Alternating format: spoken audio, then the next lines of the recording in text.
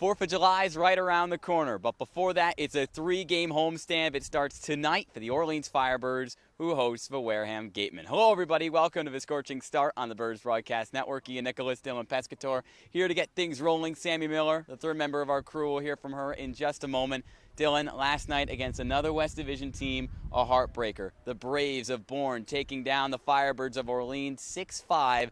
But let's go all the way back to the first inning. Orleans had opportunity to take the lead early. They did, 2-0, as Marcus Morgan was a little bit out of control on the mound for the Bravos, but it felt like they just left a little bit something out there. They did, and they scored 2 runs without even an out being recorded. Then they had second and third with nobody out, and they didn't score any more runs. It was a blooper by Jack Penny that got caught by the left fielder Harrelson, and then a double play by Jake Hyde, who hit it right on the button, but right at the shortstop Vastine, who ended up turning the 6-3 double play. So you scored 2 there, but you felt like it wasn't enough, and it wasn't enough because Bourne came back with 2 of their own in the bottom of the second.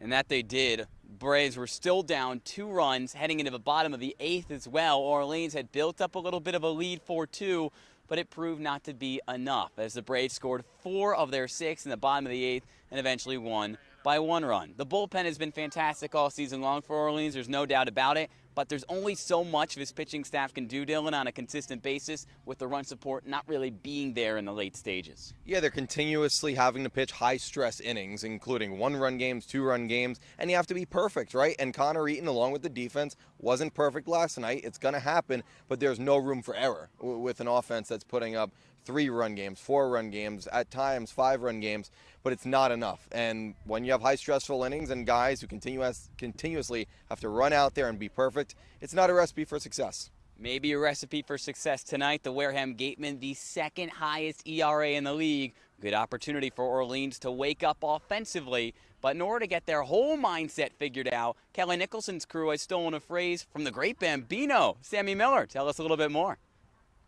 Ever since June 22nd, the Firebirds have been on a roller coaster of wins and losses. One night they win, the next night they lose, leading to a 4-4 record over the last 8 games. Now this streak of ups and downs can really take a toll on a team, so they adopted the phrase said by the legendary Babe Ruth: yesterday's home runs don't win today's games, meaning that you have to take it one game at a time. If a player hits for a cycle one night, that doesn't mean they could kick back and relax the next. They still have to go in with the mindset of doing anything they can to help the team win and also try to get 1% better every single game. Guys, back to you.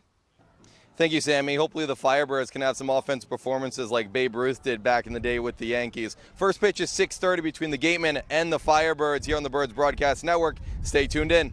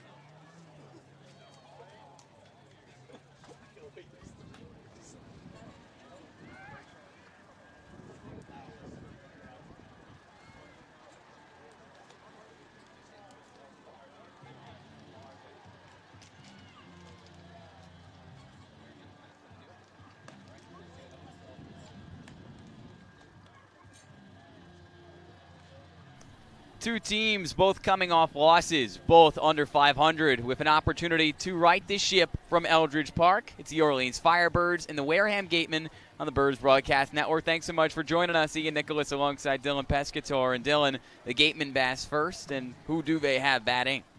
They got a lot of big bats in their lineup. This is a team that can score a lot of runs. They start with David Glancy, along with Nick McClain, Grant Hussey, Tommy Splain, Dorian Gonzalez, Bobby Bozer. Bottom 3, I should say, Rene Lastris, Sebastian Murillo, and J.C. Colon for the Gatemen's second matchup of the season against these Gatemen. Yes, but Dylan, it kind of feels like the first game in some ways, right? Because the last time these two teams met up, very early on in the year, first week of the season, from Spillane Field, only got through 5 innings, but what did you learn through those 5 innings? I learned that the Firebirds offense that kind of took advantage of a lot of opportunities in that second inning where they scored 2 runs at Spillane Field. However, the pitcher that night, Evan Truitt, didn't have his best stuff. He lost control of a few pitches, and the bullpen didn't help him out before the rain and the lightning came. Wareham certainly providing the Lightning offensively, one of the better offensive groups in the league. The big issue with the Gatemen, as they sit at 8-9-2 and 4th in the West Division, has been the pitching, the second highest ERA in the league. Leading off is David Glancy, the designated hitter tonight, and he faces Jake Peppers from Jacksonville State, making his 4th start of the summer. Misses high 1-0. Dylan, ever since that rocky first start for Peppers against Bourne a couple weeks back, he has been electric in his last 2 starts, hasn't given up an earned run. He's been really, really good, especially with his control. It's been 4 walks over the last 8 innings, which is a really good ratio, especially for a guy that at times has had to have continued problems with control, but throwing strikes and his slider has been wipeout. The 1-1 pitch wipes out of a park towards the right side of the field. Glancy goes behind 1-2. Peppers in 12 2/3 innings pitched, a 3.55 ERA, 3 appearances, all of them in starts, 12 strikeouts, 6 walks. The 1-2 misses low and evens the count. Glancy is a big-time hitter. He had a home run against Orleans in that 5-inning affair. The Gatemen took 5-2. The Gatemen won that game. They've been a lot better from Spillane Field than they have been on the road, as that pitch misses in and the count full to Glancy. The Gatemen haven't won a game away from Wareham since opening night when they took down Falmouth on the road. The payoff pitch, swing and a miss. Strikeout number 13 in 13 innings for Jake Peppers. And his 4th start gets off to a good start here from Eldredge. Goes to the bread and butter for Peppers, which is the changeup. And Glancy swung right over it. A good start for the Orleans righty. He now faces the right fielder and the first lefty in the order for first-year manager Ryan Smythe and Nick McLean, who takes the ball. The Gatemen 1-6-2 on the year away from Wareham ever since that first road win, which came on opening night. McLean slaps one the opposite way, and Andy Blake, playing in the outfield tonight, makes the catch and left for out number 2. Yeah, let's go over the defensive alignment for the Firebirds. It's Blake in left, like you just saw. Eddie King in center. Eddie Micheletti Jr. in right. Jack Penny, Drew Farreau, Joe Oyama, and Johnny Olmstead from 3rd to 1st. Doing the catching tonight is Owen Carpellotti. Grant Hussey, second straight lefty in the order, comes through the plate. He's playing in left field for the Gatemen. Andy Blake usually found at shortstop or 3rd. He was a finalist for the Brooks Wallace Award in college at Columbia in the spring, being nominated as one of the top 25 best shortstops in the nation, but now making his 2nd start in left. 1-1 to Hussey, who's hitting just over 280 so far this summer, the West Virginia product has. For the Gatemen, with 4 doubles, 2 long bombs, and 14 runs driven in only 9 games. He certainly hasn't been the problem. Launched, also high fly to left field. Blake at the wall, backpedals. It looks pretty comfortable out there in the outfield. Took him a while to get over there, but records back-to-back putouts in left of McLean and Hussey. 1-2-3 goes Jake Peppers. We'll stay right here on the Birds Broadcast Network as we go to the bottom of the first scoreless. And Dylan, how about we go through a lineup tonight for Orleans that put up 5 runs on the road yesterday against the Braves. It wasn't enough to get the win, but still a pretty talented group overall here tonight for Kelly Nicholson. Yeah, and a few changes as well. Joe Oyama stays in the leadoff spot. Johnny Olmstead is batting 2nd, the highest he's batted for this team so far. Jack Penny, Andy Blake, and Eddie Micheletti Jr. round up the 3 to 5. Matt Holbach back in the lineup at the DH position tonight. Owen Carpellotti, Eddie King Jr., and Drew Farreau, who's back in the lineup as well, round out the bottom 3. And Oyama made his Cape debut, plain and simple, against Wareham back on the 14th. Didn't have a hit in that game, but he's been tearing up the league ever since. How about we take a look at the defensive alignment for Wareham tonight? Aiden Major from West Virginia makes his 2nd start on the summer. Behind the dishes, Renee Lasteris at 1st, Tommy Spillane 2nd, Dorian Gonzalez at 3rd, J.C. Colon, and at short, Sebastian Murillo, the outfield from left to right for Ryan Smythe's crew, includes Grant Hussey in left, Bobby Bozier in center, and Nick McLean in right. Aiden Major making his second start of the summer. Dylan, a strikeout rate of 28% in college and a walk rate of under 7%. His stuff's nasty. Nasty is not even the word to describe it. It's even more than that. He's going to have a lot of strikeouts. Orleans has had strikeout problems earlier in the season. But for them, it's about drawing out counts, continuing to make Major work. And how do you get to him? It's making hard contact in good places. Last night, yeah, the offense only put up 4 runs, but they were also putting up a lot of hard contact. It was lineouts to left or lineouts to center. Even the one that stood out to me was Jake Hyde's double play in the first inning, which you couldn't say another word, but he launched it right at shortstop. It was a double play by Vastine, the Bourne player at the shortstop position.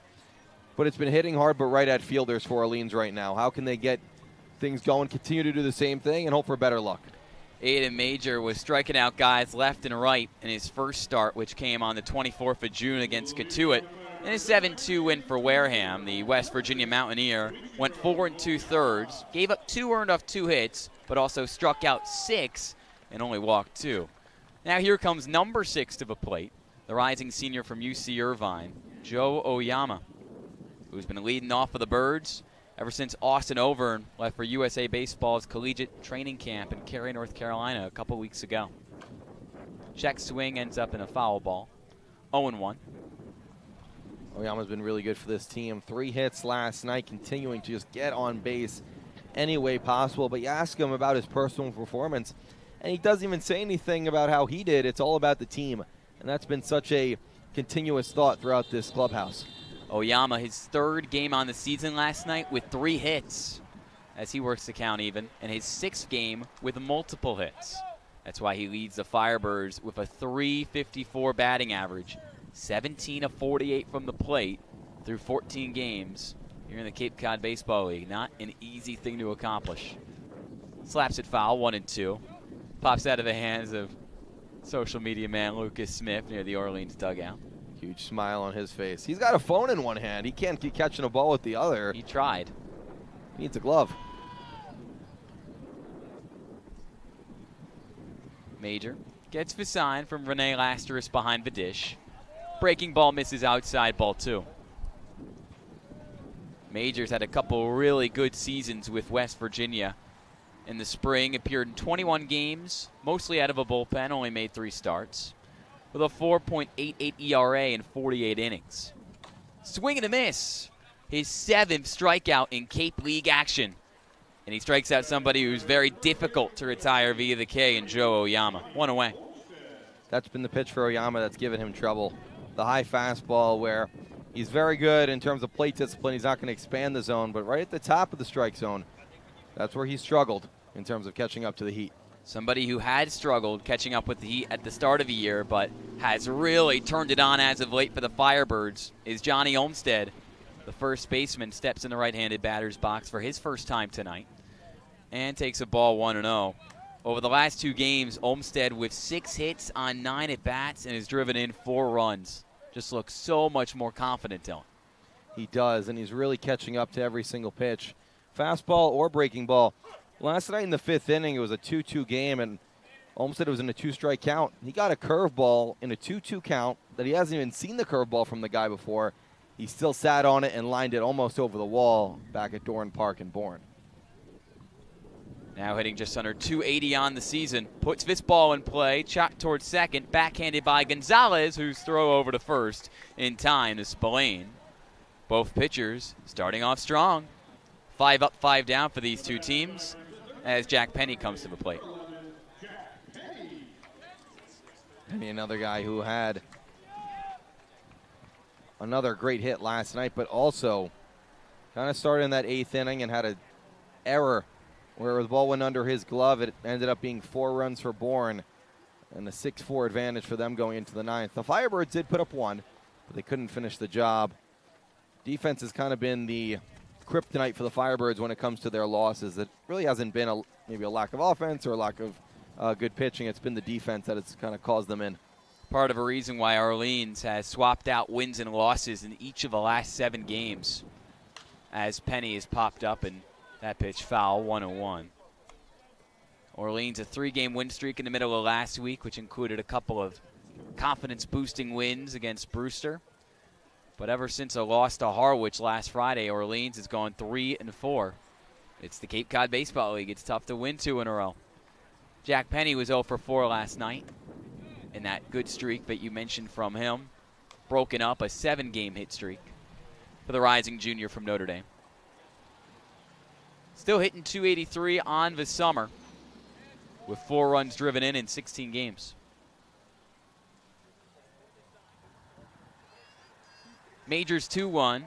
Breaking ball misses outside, and ball 3 called from home plate umpire Charles Campbell.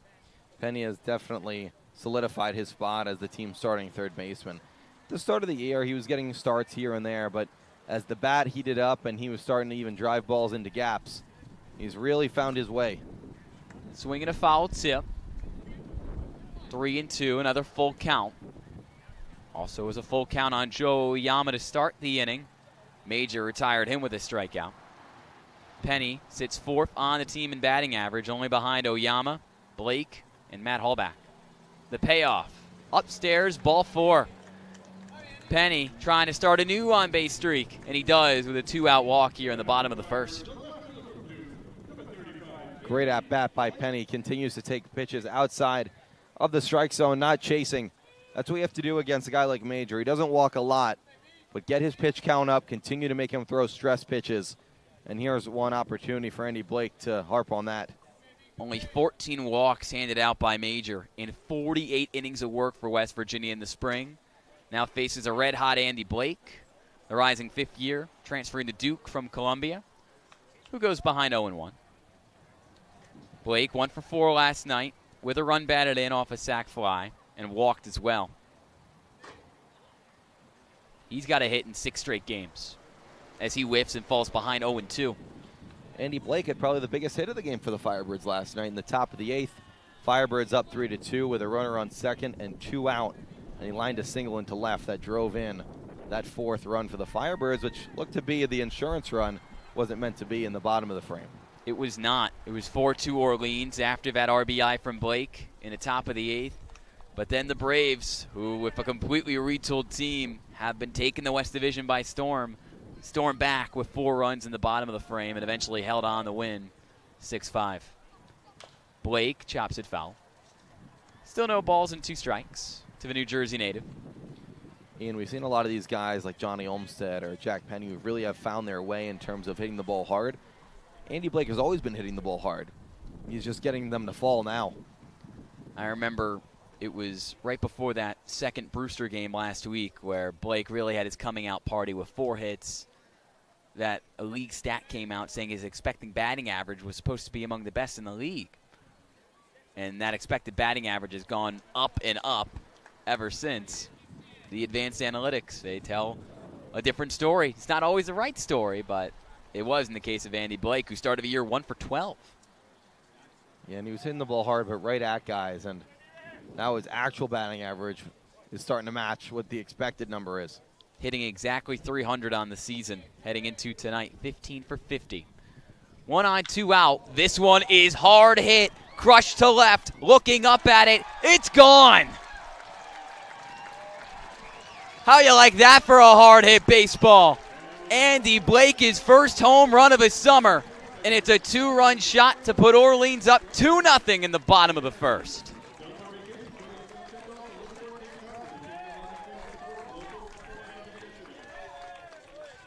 Blake took a high breaking ball, pulled it down the left field line, and just got it over the wall. Diving for it was Hussey into the fence, but a good start to get runs on the board for the Birds. 11 home runs in just 45 games for Columbia in the spring. An OPS just under 1,100. That's what Blake's going to bring to the Duke Blue Devils next year. He's usually just been hitting frozen ropes into the gaps for extra base hits, run-scoring singles, but finally his first home run, and it comes over the left field wall in Eldredge. Eddie Micheletti takes for a ball, gets ahead 2-0 in the count. The right fielder from George Washington currently in the transfer portal. Major only gave up 2 hits last time out with 2 runs in 4 2/3. Birds already with 2 runs on him with 2 outs under his belt. Major surrendered 7 homers in 48 innings in the spring with West Virginia. Did not allow a long bomb in his first start of the season against Catuit. Micheletti now ahead 3-0. And there's strike 1. Micheletti definitely had his streak 2 weeks ago where he was almost parking balls every single night, especially in that 13-2 Brewster game, a 3-run homer. Starting to find that consistency again. He walks on 5 pitches. Dylan, all this damage being done with 2 outs for Orleans after a strikeout from Oyama and a ground out from Olmstead. What have the Orleans batters been seeing, you think, over these last 3 at-bats, which has led to a Penny walk, an Andy Blake homer, and another walk for Eddie Micheletti? Well, it all started with Jack Penny. It was a 2-2 count. He battled back and forced a walk. Like Kelly Nicholson always says, pass the baton, works Major's pitch count up, and then got Andy Blake a cookie in the middle of the zone for him to smack over the wall. Eddie Micheletti now, who's always been a great plate discipline guy, he doesn't expand the zone. 6 walks in his last 4 games. One of the harder guys to strike out in the entirety of college baseball last year, Eddie Micheletti was. Matt Hallback loops a pitch down the right field line, and it drops foul. Talk about somebody who's been red hot from the plate. Hallback with a hit in each of his last 4 games. He's only played in 6 games for Orleans, but what an addition he's been. The rising junior from UC San Diego. Went 2 for 4, and before 3 lost to Falmouth on Wednesday. That was his last game. Battled a little bit of a lower back injury to start the season. Hasn't affected him one bit. He's been really good at going to the opposite field as well. Going with fastballs. Maybe he's not seeing upwards of 95 every night in the Big West, but he is in the Cape Cod Baseball League. Fouls that pitch back and goes behind 0-2. The California native has been dominating out in the Big West. He was an all-conference first-team selection in the spring. Hit over 300 for the Tritons as they won their first ever Big West championship. Major trying to get out of this inning, giving up just 2 runs. And on the 0-2, he gets it done. Major, his second strikeout. Led off the inning with the strikeout, ended the inning with a K. But in between, a 2-run home run for Andy Blake. And the Orleans Firebirds take the lead after 1 on the Birds Broadcast Network. What Cape home design will you dream up? For over 16 years, Cape Dreams Building and Design has specialized in building custom homes for clients across Cape Cod. Our core values of honesty, integrity, and quality work are what separates us from other Cape builders and help us make your dreams of your next new home a reality. From new construction to additions and renovations, contact Cape Dreams today or visit our website at capedreamsbd.com.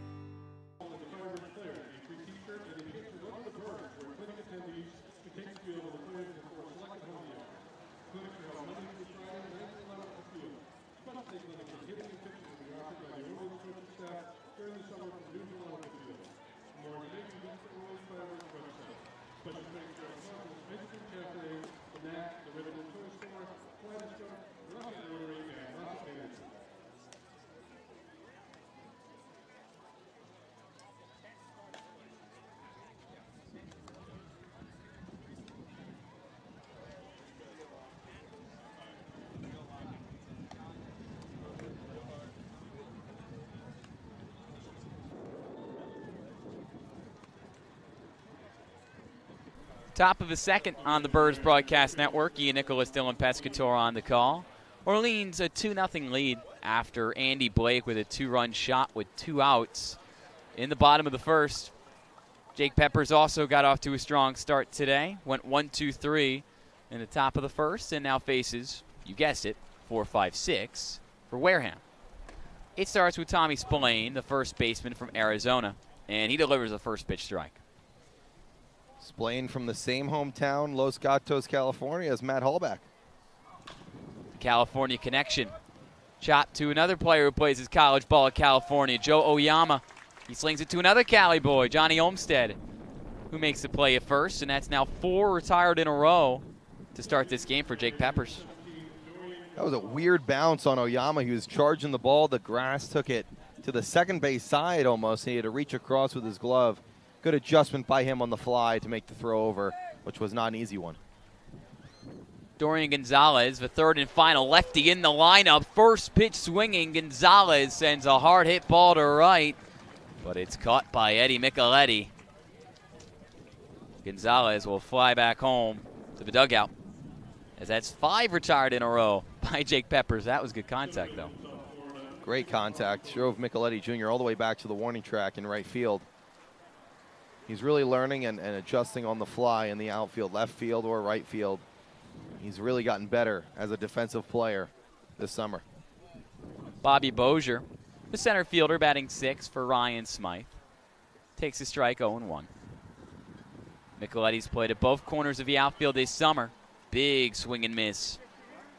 Peppers goes off speed, quickly gets ahead 0-2. Trying to protect this 2-0 Firebirds lead after the home run from Andy Blake. And he does it in 3 pitches. Bozier stunned. He goes down looking. And that's strikeout number 2 for Jake Peppers, who's gone 1-2-3 twice to start this game. Firebirds still lead 2-0. We go to the top of the third, or really the bottom of the second. Getting a little bit ahead of myself on the Birds Broadcast Network.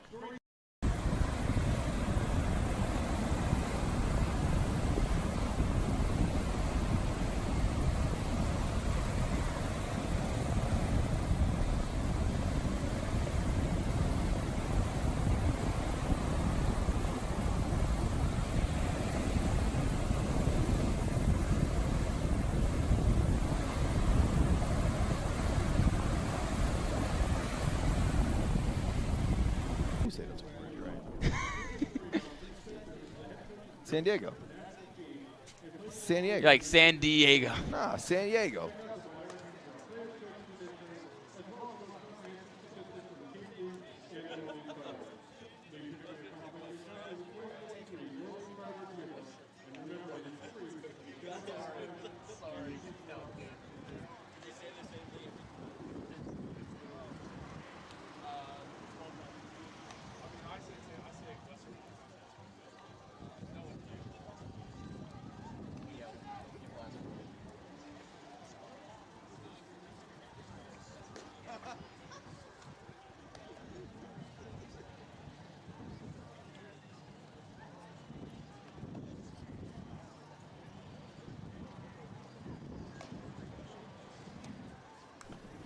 Bottom of the second on the Birds Broadcast Network. Orleans still sporting the 2-0 advantage over Wareham after the 2-run home run from Andy Blake in the bottom of the first. Aiden Major got off to a strong start, recorded the first 2 outs pretty quickly, but then the patience in the bats of the Birds really paid dividends. Yeah, and it all starts with the Jack Penny at bat, continuously working walks, a 6-pitch walk for Penny. Andy Blake drove it to 2-2 as well, and then lined a home run right over the left field wall. A 28-pitch first inning for Major. That just proves how long and disciplined the Firebirds are being. Well, first pitch swinging is Owen Carpellotti, flipping over to second, and what a throw it is on the move. 4-3 put out, Dorian Gonzalez, Tommy Splain. Not an easy play to make for Gonzalez at second, but he does, and Carpellotti retired on 1 pitch. What a play by Gonzalez. He moves to his left, almost in shallow right field, and then has to almost, I wouldn't say push the ball, but has to backhand throw it to first base. Couldn't get much on it, but had good accuracy to get the catcher, Carpellotti. Here's the 8th man of the order, Eddie King Jr., by way of Louisville. And he already lasts a little bit longer in the box than Carpellotti did. Major getting a quick out, exactly what he needed after a bumpy first inning, but now falls behind 2-0 against the Illinois native. Eddie King's been coming in for a few pinch hit appearances and pinch run appearances in the past. He's been on a little bit of a cold streak ever since the Bourne game, or I should say the Katuitt game, where he had 2 hits, 0 for 7 since. Fouls that pitch back for strike 1.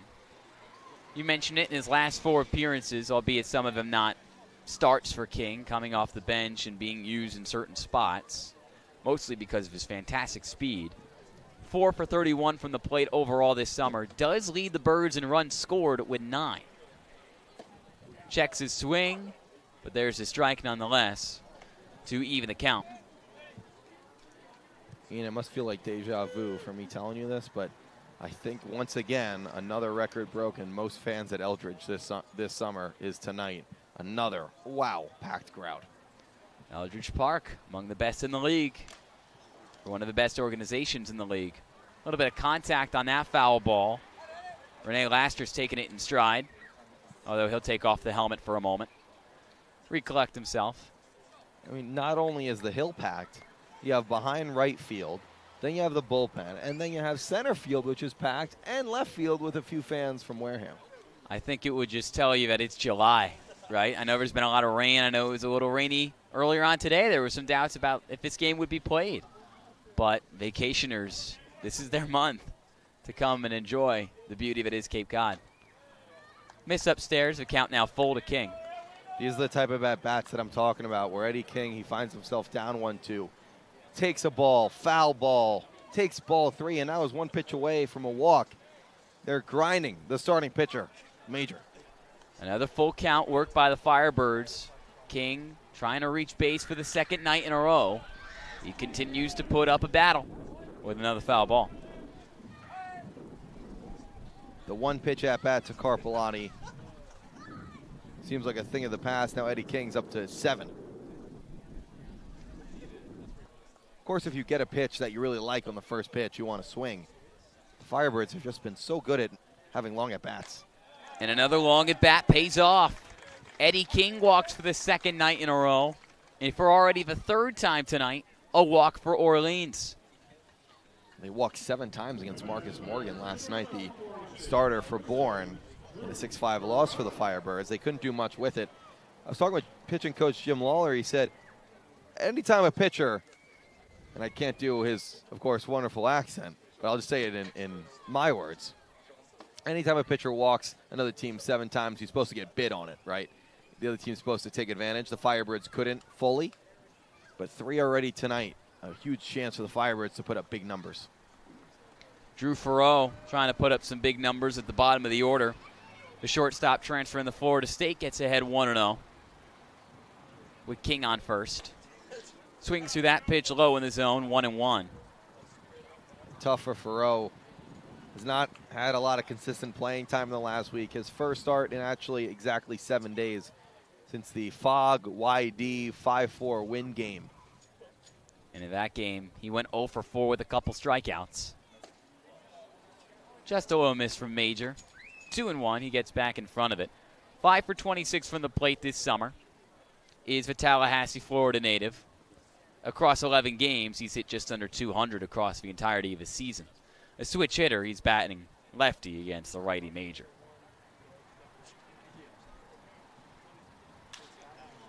The opposite way that one goes, dropping to the right of Hussey, who makes the catch. Hussey made that look all too easy, drifting towards the left field line and sliding to the ball. He nabs it and records the 2nd out of the inning, back to the top of the order. It's a good swing from Farreau on a 2-strike count. Takes it the other way. Put good wood on it. Hussey was just in the right positioning.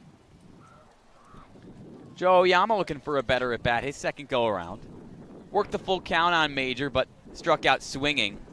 The high fastball got the Japan native for the whiff. King takes off for 2nd. The throw hits the pitcher. You don't see that one every day.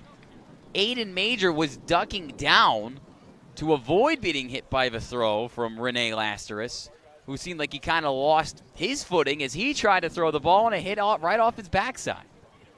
And King takes 2nd, obviously easily. Lasteris had to throw from his knees because of how good of a jump that King Jr. had. Lasteris, who probably should have just kept it in his back pocket, still made the throw from his knees, like you said, Ian. And I mean, what are you going to do? Major's in the way. It's just a funny circumstance, but hopefully that the throw didn't hurt Major that bad. Well, Ryan Smythe, the first-year manager of the Gatemen, gives a little bump to Major. He's smiling it off. I'm sure Lasterus feels a little guilty. It's possible that's never happened to him before. I have not seen it happen to anybody before. But Eddie King, with his 4th stolen bag, actually 5th stolen bag on the summer. He's 5 for 5. But that's not a surprise, given that he had over 30 stolen bases last summer, dominating in the Prospect League in the Midwest. A ball and no strikes to Oyama after all of that. And he fouls one right to the netting. 1-1. Oyama is definitely one of the guys you want up with 2 outs and a man in scoring position. King's going to try to score on any ball to the outfield if Oyama can get it there. Oyama has the power to get it there. One's purely a slap hitter coming from Okinawa, Japan. He's added a lot of muscle to his frame. A 5'7", 175-pound frame, and he leads the league in triples with 3. Partially because of his speed, but also because a lot of underrated pop in the bat of the UC Irvine Anteater. King on second, 2 out. 2 balls and a strike. Major, his 45th pitch is popped the opposite way, down for a hit. Eddie King gets the wave home. Hussey loses the ball in left. King scores, and Oyama slides in the second safely. Orleans, the offense continues to dominate in the early going. 3-0 Birds. And how does that run start? Another long at bat, an 8-pitch walk to Eddie King. Gets on base, steals second. And then Oyama does what he does best, goes to the opposite field. Eddie King was coming around to score anyway. Hussey had to hurry his play, lost the ball, did not get his glove down, and Oyama takes the extra base. His first run batted in, for Oyama that is, since the 13-2 win against Brewster on the 22nd of June. Part of that because he's batting leadoff for this team, but he's so much more than just batting in runs. He does it there. Johnny Olmstead gets ahead 1-0. He grounded out to second in the first, trying to continue his recent tear with multiple hits in each of the last 2 games. Puts some good wood on it, gets it into the outfield, down for a hit. Oyama, he's also got speed. He's headed home, throw dropped in center by Bozier, and another run comes across the board. Crooked numbers in each of the first 2 innings for the Birds, who extend the lead 4-0 with a Johnny Olmstead RBI single. We knew coming in that Wareham's pitching was their weakness. And right now it's showing. Olmstead with great contact just reaches out and pokes it right back up the middle. No chance for Bozier coming in against the speedy Oyama, who is coming home. And a big, big start to this game for the Firebirds with 4 runs in the first 2 innings. Headed into tonight, the pitching staff of Wareham, as Penny, first pitch swinging, high fly to left, Hussey underneath it, so is Cologne at third, and the catch made in left to end the inning. A Gatemen pitching staff which had the 2nd highest ERA, batting average against, and whip in the whole league, has given up multiple runs in each of the first 2 innings to Orleans, who've jumped in front 4-0 over the Gatemen after 2. We'll be back in the top of the 3rd on the Birds Broadcast Network.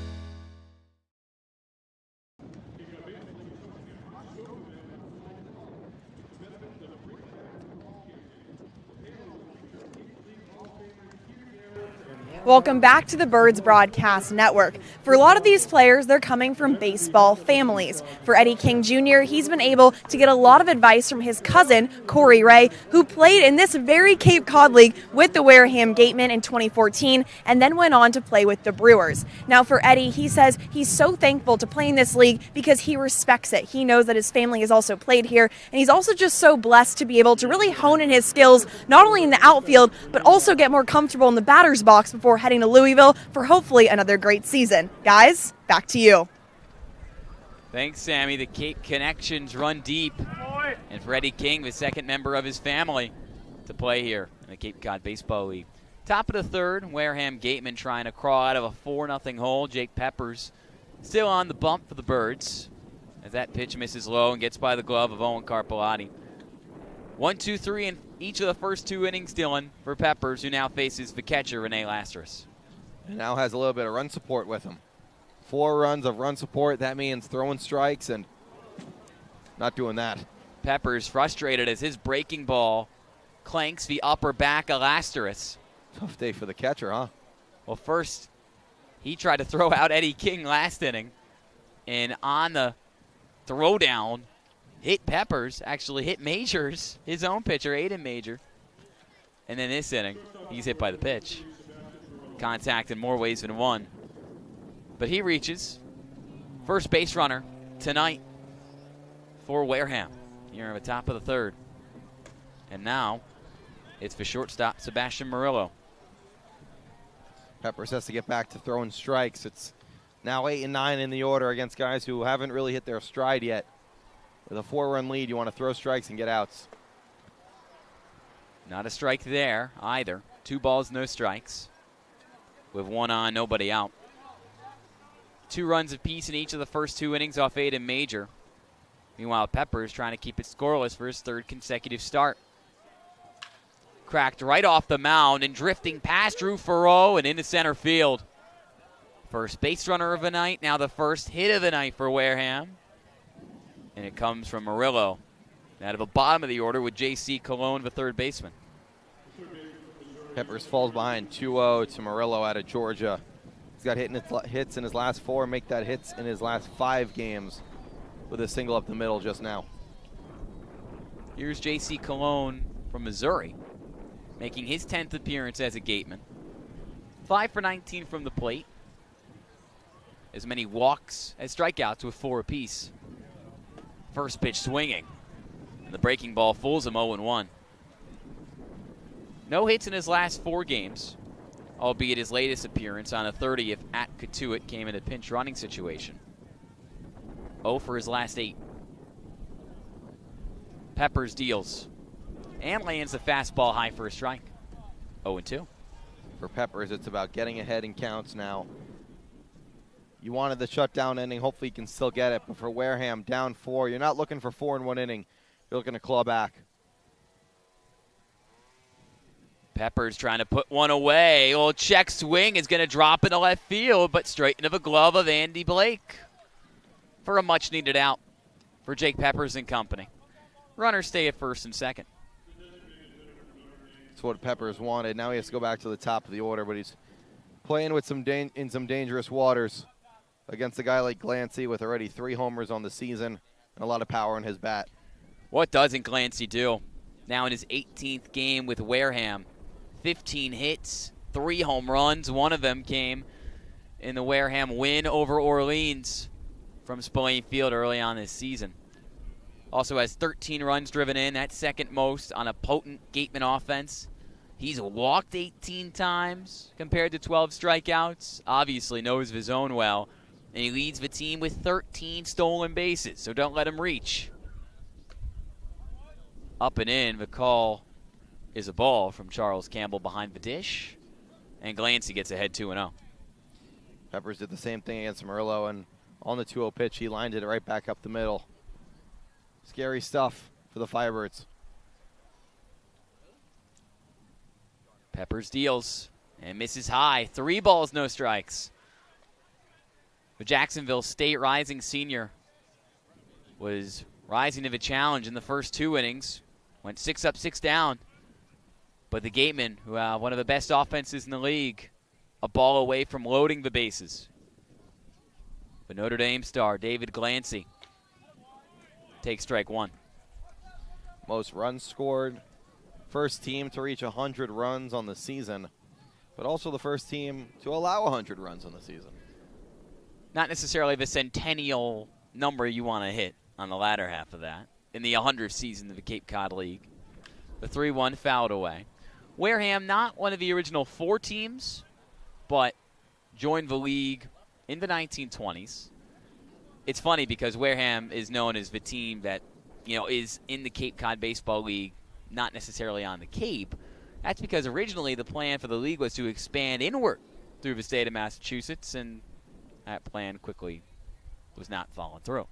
The 3-2 cracked over the head of Peppers. Oyama steps on the back for one, throws the first for another one. That's how you get out of a jam. Double play turned by Joe Oyama at second. David Glancy grounds into it. And all of a sudden, it's still 4-0 Firebirds as Oyama continues to do his thing. We go to the bottom of the third on the Birds Broadcast Network.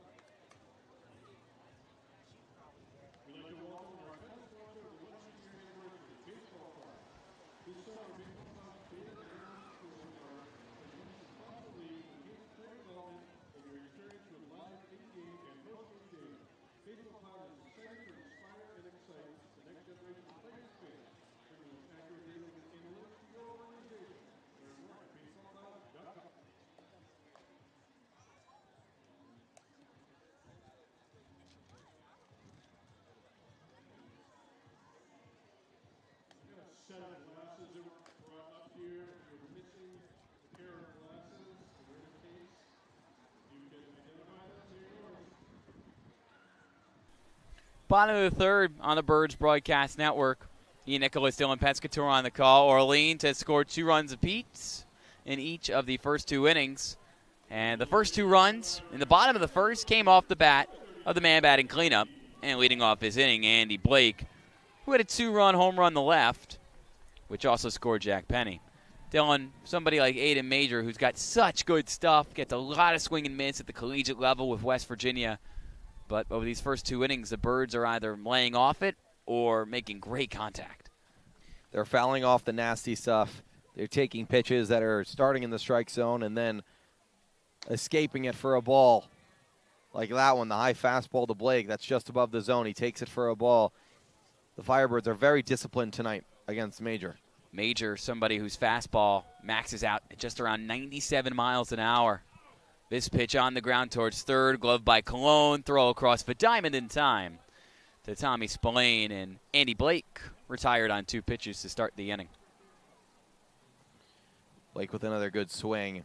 He's really starting to find his pull, and I say that as a righty going to left field, just like that home run right over the wall. When he's early and he's making contact on the barrel, swinging the bat hard and making hard contact. Eddie Micheletti walked his first time up and doesn't swing at a pitch that nearly hits him on the inside corner. 1-0. It was a pretty cool thing to see pregame.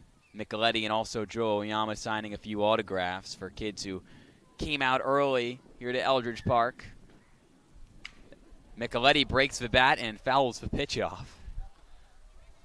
What counter is that? We have to get our man Jasper over here. He's been counting on the broken bats this year. You know, I love Jasper for the official check, but I'm pretty sure that's at 12. 12. Broken bats on the year. And it goes into the bucket in the dugout from Kelly Nicholson.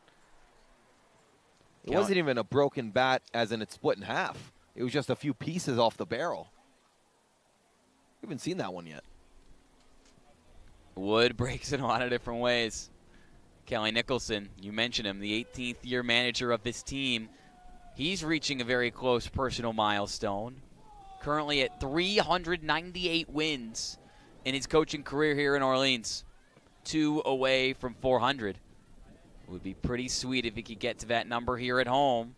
And very doable considering Orleans plays each of its next 3 games right here from Eldredge. 2 balls and a strike to Micheletti.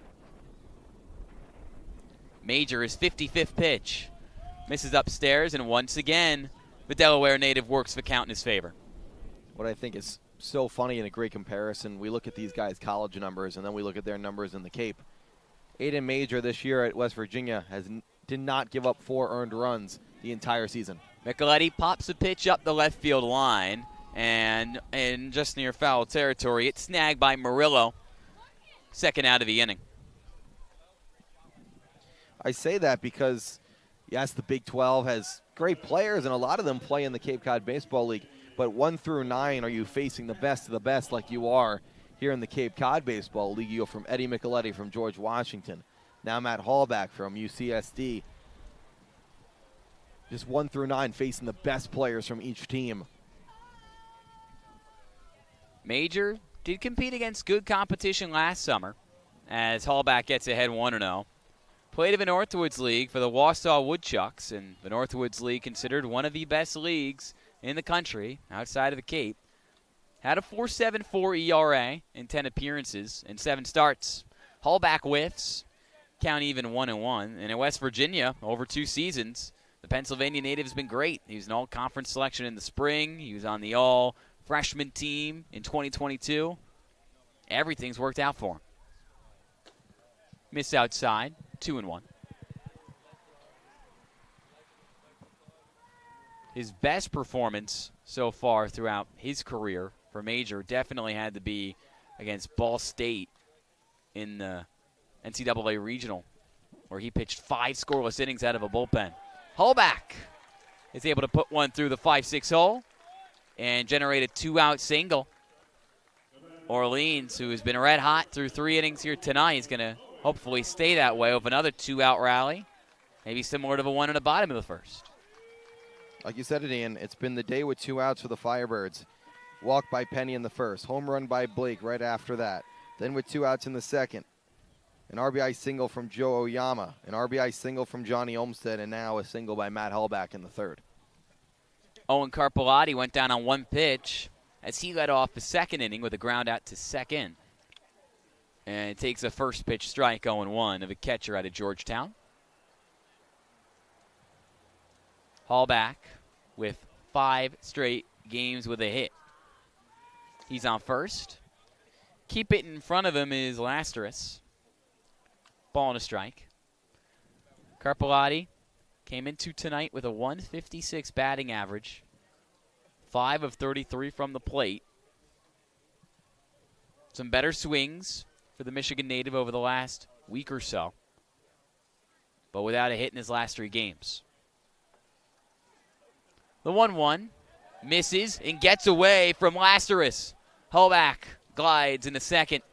And another runner in scoring position for Orleans. They've done a great job of bringing him home tonight. Ball 2. I think my favorite part about that one was great read by Hallback to get over to second base. Aiden Major went down, but this time he was looking at Lasteris. He wanted to make sure that his throw, he could see it. He got plunked last inning. Eddie King took off and stole second base after he walked. And Lasteris tried to throw King out at second and proceeded to get hit by the ball.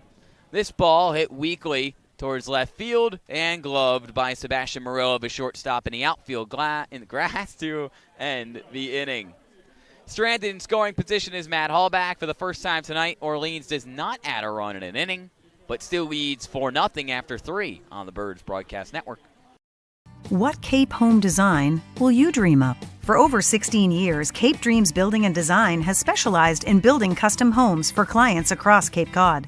Our core values of honesty, integrity, and quality work are what separates us from other Cape builders and help us make your dreams of your next new home a reality. From new construction to additions and renovations, contact Cape Dreams today or visit our website at capedreamsbd.com.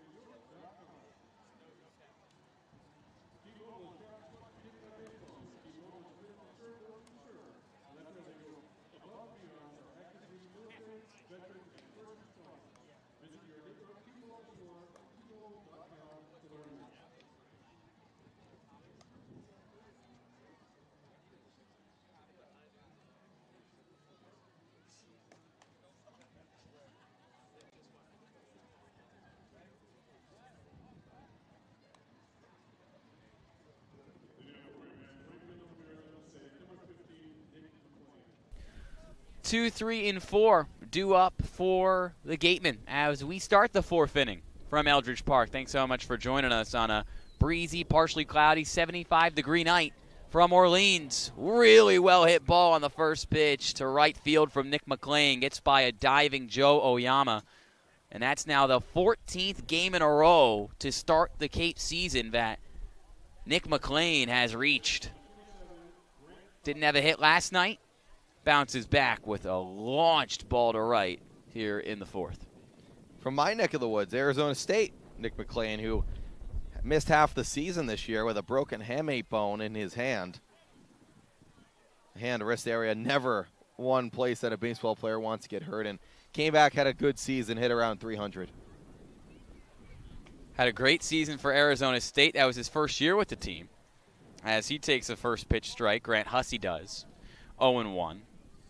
McLean, a California native from Tustin, played North his or first south? year. I have no idea, Dylan. Tell me. North or south? Trivia. It's got to be south. It is south. Of course I knew, Dylan. I'm the broadcaster. And also because UCLA is in the southern part of the state. Staying close to home was McLean. Didn't play at all during his freshman season, though, with the Bruins. So decided to stay in the conference, but switched schools, switched states, and the move to Arizona State obviously paid off, despite the injury. The 1-1 breaking ball misses way upstairs for ball 2. Hussey flew out to left, his first time up, which ended the first inning. Jake Peppers went 1-2-3 in each of the first 2 frames, worked through some traffic, and got out of the third inning with a double play from David Glancy. High fly, right center field, drifting towards his right, Eddie Micheletti backhands it with the left and throws it back into Joe Oyama to keep Nick McLean parked at first. Man, has Micheletti taken some steps in terms of his outfield play or what? He has really become a great fielder out there in the outfield on either corner position. He mentioned before the season, after his first home run of the year and the tough home opening loss to Harwich, I'm here to prove a lot of things, but one is that I can play a big league outfield. And Micheletti, who's had 3 very productive seasons at George Washington, now in the transfer portal, probably looking to get drafted later this month, is continuing to show why his defense has potential to make it at the next level. The first baseman, Tommy Spillane, 0 for 1 tonight with a ground out. Takes a strike and goes behind an account. This league is going to take a drastic change in terms of each team, in terms of how each team is playing in just about a week or so, in terms of every player who's draft eligible having a go and do his workouts and get drafted. And all the praise to them. It's going to be awesome and a great experience. Just a lot of changeover and just a lot of more work for us, Ian, in terms of preparing for these players. Yes. Orleans with a few players on its roster that have yet to play yet. A lot of new names will be in the fold. Names being cut, dropped, added every day. It's not a professional league, but it kind of prepares these guys for the reality that is ahead. A lot of moving and shaking. McLean checked in again on first. He didn't steal a single base during his sophomore season at Arizona State. Carpellotti blocks up that pitch and makes sure McLean doesn't think about anything here. Has stolen 2 bags this summer on 2 attempts with Wareham. 1 and 2. It was an interesting season at ASU. Head coach Willie Bloomquist definitely wanted to be a little bit more careful with McLean, him, and then Ryan Campos, who also had an appearance with the Wareham Gatemen this season before he had to leave as well. Peppers, breaking ball, strike 3. Tommy Spillane goes down looking. Strikeout number 3 tonight for Jake Peppers in his 4th inning of work. The all-speed is confusing these Gatemen, and Peppers just working through the most offensive-heavy lineup in the Cape Cod Baseball League in terms of runs scored. A few hiccups in the 3rd, but mostly has been dominant. Now faces the second baseman, Dorian Gonzalez, who flies that one foul to left. Flew out to right, his first time up in the 2nd. Peppers with 60 punch-outs in 58 innings of work during his junior season at Jacksonville State. Heading into his senior year there, but also looking to get drafted later this month. McLean takes off. Carpellotti the throw, the leaping tag. A burst of athleticism from Drew Farreau, but could not get that thing down in time. McLean steals his 3rd bag of the summer. I don't think he got him on the foot, but if he did, he probably would have been out. Farreau with an incredible play, like you said, like a Superman jump to even catch the ball to make sure it didn't go into center, and then tried to tag. Just wasn't enough. Needed about an inch or 2 more in his arms. That's what you want to see from Farreau, who's played exclusively shortstop here on the Cape. Foul ball, 0-1 to Gonzalez. Now a ball and 2 strikes, rather. Farreau did make a couple of errors in Orleans' loss to Falmouth on Wednesday, which cost the team, but making a great play there at short to prevent what could have been an error on Carpellotti behind the dish. The 1-2, up in the zone, and a whiff. Back-to-back strikeouts for Jake Peppers to end the inning, who's gone through 4 scoreless frames with 4 strikeouts. And it's still 4-0 Orleans as we go to the bottom of the 4th on the Birds Broadcast Network.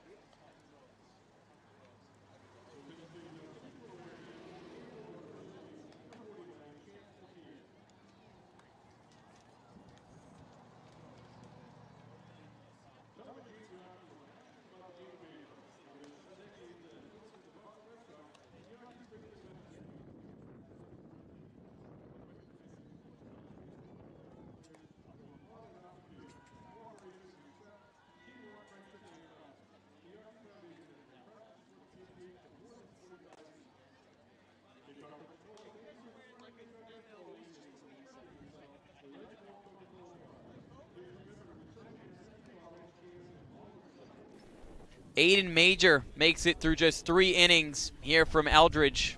Bottom of the 4th and a pitching change for Ryan Smythe's crew, trying to keep it a 4-0 deficit. Dylan, what's the final line on the West Virginia Mountaineer? Major, like Ian said, went 3 innings, 4 hits for the Birds, including the 2-run home run by Andy Blake. 4 runs, 3 of them were earned, 3 walks, 2 strikeouts. Only can make it through 3. Clearly not his best stuff tonight. The Firebirds took advantage. But now I have to face a new arm, a righty out of Campbell University. The Campbell Camels, that's a tongue twister. It is. The righty from North Carolina, Chance D'Aquila. Yes, D'Aquila making his 4th appearance on the summer, all of them out of a bullpen. He's pitched 6 innings, giving up 2 earned runs, 2 strikeouts, 3 walks, and a hit by pitch. Got an interesting look out there with the arm sleeve on his throwing arm. He faces 8, 9, and 1 in the Orleans order. It starts with the center fielder, Eddie King, who walked his first time up. Pitch on the inner half for a ball. D'Aquila, he hasn't pitched in 5 days. Last time he pitched was June 28th against YD. 8-6 win for Harwich. He went 2 1/3 and was really good. Only 1 hit allowed, 1 run that wasn't earned, and a strikeout. He's not going to strike a lot of guys out, as he hasn't. 6 innings flat, 2 strikeouts, 3 walks. D'Aquila also really good in his first season with Campbell in the spring, but he's not finding the strike zone yet against Eddie King, who's ahead 3-0 and a ball away from his 2nd walk of the night. D'Aquila was 2nd team All Big South for the Campbells. Trying to avoid handing out his 4th walk of the summer in 6 innings pitched. Still waiting for the sign, gets it, deals, and lands a strike upstairs.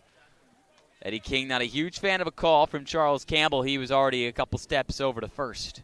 Happened in the Yankee game today. Oh, Aaron gosh. Boone, another ejection. Popped up, foul, right field side. Tommy Spillane at the netting, working through some interns. Can't make the catch. That is an out-of-bounds area, so even if he did make the catch, he would have been ruled out of bounds. But our sideline reporter, Sammy Miller, I believe Lucas Smith is over there, and a collection of other interns. Hopefully they're all right. I think they're good. No screams and shouts. King still ahead 3-1. Thinking he should have walked a couple pitches ago. No big deal. He works it out in 5 pitches and gets aboard for the 2nd time tonight. A leadoff base runner for Orleans for the 2nd inning tonight, and both times it's been the Louisville outfielder. Yeah, Eddie King with a walk in the 2nd and a walk here in the 4th. Came around to score run number 3 for the Firebirds tonight. Drew Farreau for 1. The switch-hitting shortstop still batting lefty. Now showing bunt. Lays a beauty down the left field line, and it stays fair. Right into the glove of J.C. Cologne. A bunt single for Drew Farreau, and it moves over Eddie King the 2nd. 2 on, nobody out. New pitcher, same scorching hot Orleans offense in the 4th against Chance D'Aquila. What can you say? A good at-bat by Eddie King, and then Farreau, who has been struggling from the plate, does what a lot of these struggling Firebirds have done, and that's just lay down a bunt and then start to get your confidence going from there. Let's see if Oyama does the same thing maybe. Farreau, his 6th hit with Orleans and his first successful bunt. Oyama back to the top of the order. He tries to bunt too. It's foul. 0-1. Oyama struck out in the 1st and drove in a run off a single in the 2nd. Back-to-back run-scoring singles for Orleans in the 2nd inning off Aiden Major. From the guys at the top of the order, and Joe Oyama and Johnny Olmstead.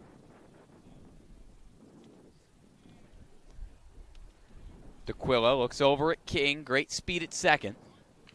Another bunt laid down the left field line in the grass. D'Aquila's got no play to make. It's small ball for Orleans, who has the bases loaded with nobody out.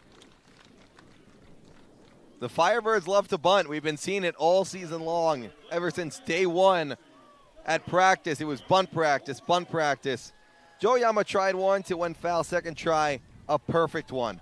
Right down the 3rd base line in the grass and just stops. Oyama, his 2nd hit of the night. Orleans, its 6th knock of the evening. Johnny Olmstead comes up in a big spot trying to break this thing wide open. And he whiffs and goes behind 0-1. Firebirds still looking for their first grand salami on the season. Grand slam in the more common term. But the bases are juiced and there's nobody out for Johnny Olmstead, who's proven he's got the power to send it deep here from Eldredge. He swings and chops it foul. Down the left field line, gloved by Cologne. This is where the Firebirds can really push a lead from 4, which is still a lead that can be erased like the snap of a finger, even with one swing of the bat. But if they can get it to 5, 6, 7, then you can feel a little bit more comfortable about the result of this game. D'Aquila, one of the better pitchers in all the Big South in the spring, an ERA under 5. On the 0-2, gets the whiff from Olmsted. One away as J.O. retired. For the second time tonight, bases still loaded, 1 out. Olmsted took a few big hacks, and now Penny coming up just looking to drive in runs. Any means necessary, sack fly, get the ball and play it, any sort. King off third, Furrow off second, Oyama off first. The latter two bunted and reached on singles. Laid fair down the third base line. Penny, first pitch swinging, fouled away. D'Aquila got what he needs, the strikeout with bases loaded, no outs. And now needs a double play, needs an infield pop-up. Penny needs to drive this ball into the outfield, put a good swing on one of them. 0 for 1 tonight is Penny. Walked in his first at bat and scored on a 2-run home run from Andy Blake to give Orleans the lead. Flew out to left his last time up. A ball and a strike as Lastras stares down the speedy Eddie King at third. Could get some wise words of wisdom from hitting coach Max Fesky. No hits out of the infield in this inning so far for the Firebirds. Regardless, the base is loaded. A ball and a strike to Sticks. And now strike 2, landing one on the outer half. D'Aquila, the Concord, North Carolina native, started his career at the collegiate level at the JUCO ranks with Catawba Valley Community College. In North Carolina, was able to transfer in-state to a very good Campbell program. Swing and a miss, a very good pitch high in the zone. Retires Jack Penny. Back-to-back Ks for D'Aquila after loading the bases. He's responded really well. This has kind of been the kryptonite of the Firebirds, right? Runners on with nobody out. It was second and third in the first inning last night. They couldn't tack on anymore, and now bases loaded with nobody out and 2 straight strikeouts. It's up to Andy Blake. Andy Blake drove in his 8th run of the summer and 9th run of the summer in the first inning with his first home run of the season. A 2-run shot to left, but that was off Aiden Major. He goes behind 0-1 on D'Aquila. Bases still loaded. The first 3 base runners this inning reached for Orleans, a walk for Eddie King, and back-to-back bunt singles for Drew Furrow and Joe Oyama.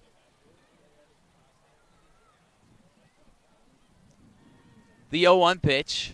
Breaking ball misses low. Evens the count. Blake has to have a good at-bat here, force D'Aquila to come into his zone. The pitcher who is born and raised in North Carolina, plays his collegiate ball in North Carolina against the guy in Blake who's transferring to a powerhouse in the state with Duke. Gets ahead 2-1. With the bases juice, Blake has been good. He's been so good at situational hitting for this team. Andy Blake has been a key fixture in the top half of the order for Kelly Nicholson, trying to prove again why tonight. 2-2. Right now he seems a little bit pull happy. When Blake is at his best, he's going up the middle and he's going to right field, the opposite field. Chance D'Aquila loaded the bases with no outs. He's a strike away from walking away scot-free. Back-to-back strikeouts. In search of one more. He doesn't get it. The ball's in play. Hit towards second. Throw to first in time. Dorian Gonzalez and Tommy Spillane help retire. Andy Blake. A missed opportunity for Orleans with the bases loaded and nobody out. Still a 4-0 lead, but it could have been more. Jake Peppers looks for more. He returns to the mound at the top of the 5th. And Dylan Pescatore takes over on the play-by-play when we come back on the Birds Broadcast Network. What Cape home design will you dream up? For over 16 years, Cape Dreams Building and Design has specialized in building custom homes for clients across Cape Cod. Our core values of honesty, integrity, and quality work are what separates us from other Cape builders and help us make your dreams of your next new home a reality. From new construction to additions and renovations, contact Cape Dreams today or visit our website at capedreamsbd.com.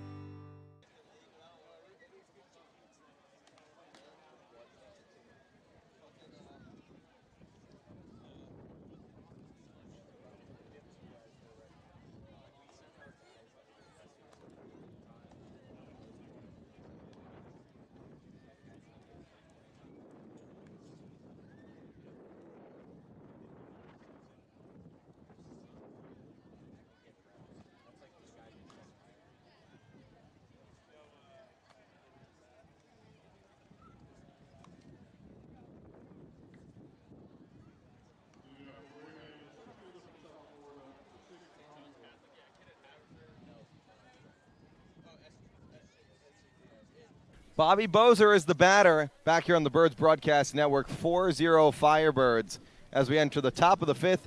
Jake Peppers, his first pitch is smashed to left. Back goes Blake to the wall, and he makes the catch. His second game in the outfield. He looks like a natural. Everybody just absolutely jubilated. Maybe a little stunned, but super impressed after that catch from Andy Blake. He does look like a natural. You said it really well. Saves a run in what could have been a massive momentum swing back into the bats of Wareham. All for naught. Andy Blake, a tall man in left, reached right at the wall, might have brought back a home run. A Wareham team that's hit plenty of home runs this season. 14, third most in the league headed into tonight, but not number 15. And Jake Peppers might be giving Andy Blake an extra tight hug back at the dugout after this inning. One out, here's Renee Lastris. Up 2-1 in the count. Was hit by a pitch last time up in the third. Peppers in his fifth inning of work, the longest he's gone as a Firebird in his fourth start. Another hard hit ball into left center. Back it goes to the wall. Eddie King can't come up with it. It bounces off the fence. Lastris will stroll into second. King gets it back into third. And a one-out double for the catcher from Wareham in the fifth. This inning kind of reminding me of really how the entirety of last night's game went for Orleans. Had a lot of opportunities early on in that game to add to a solid but unspectacular lead. Orleans had the bases loaded, nobody out last inning against Chance D'Aquila. Walks away empty. Wareham collectively takes a huge sigh of relief, kind of like Bourne did last night, and says, all right, it's time to get this thing in gear. And the bats are starting to come alive here in the fifth inning for the Gatemen. A long fly ball to left, caught by Andy Blake. A double to left center to the fence on one hop by Renee Lastris. Here's Sebastian Murillo out of Georgia. He had a hit back in the third, a single against Peppers.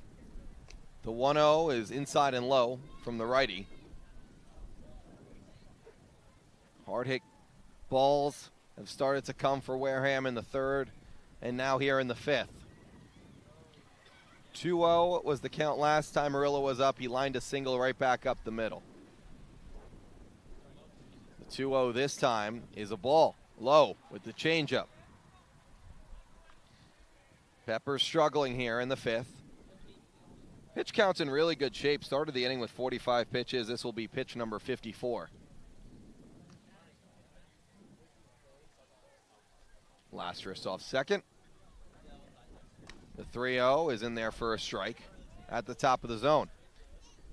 You know, Kelly Nicholson usually pretty tight when it comes to how long a pitcher can pitch, but the plan was to stretch out Peppers a little bit tonight, and you can see he's working quite efficiently. 3-1 low, a walk. 2 times up, 2 times on base for Murillo. Lastris at second, Murillo at first, and J.C. Colon coming up to bat. A lot of big names at the top of this order for Wareham, whether it's David Glancy, Nick McLean, Grant Hussey, the 1-2-3. Between all of them, 1 hit tonight. It's now the middle and the bottom of the order that's doing the damage right now against Jake Peppers, and Carpellotti having a quick chat with his pitcher right now. It'll be the 9-hitter J.C. Cologne before Wareham flips over the order again, back to the top for the third time around. 2 runners on, the Firebirds with a 4-0 lead. However, missed a big opportunity, a golden opportunity in the bottom of the fourth with bases loaded and nobody out. Did not come away with a run. 2 strikeouts and a ground out by the Firebirds. First pitch to Cologne is at the top of the zone for a strike. Cologne, somebody who doesn't have a ton of collegiate experience. He's only played 53 games over 2 seasons with Missouri. Hit under just 300 as a freshman, but only under 250 as a sophomore. The 0-1 pitch is high. Must know one of course, the game op interns, Dawson Barnhouse. Yes. At Missouri. Maybe give the Firebirds a little scouting report. Pros and cons of what Cologne brings to the table. Certainly wouldn't hurt. 1-1 is low. Good block by Carpellotti. Lastris is off second. The throw back gets away from Oyama. Lastris is going to head to third, and moving up to second is Murillo. A good idea from Carpellotti, but the execution wasn't there. That's just a tough play to make.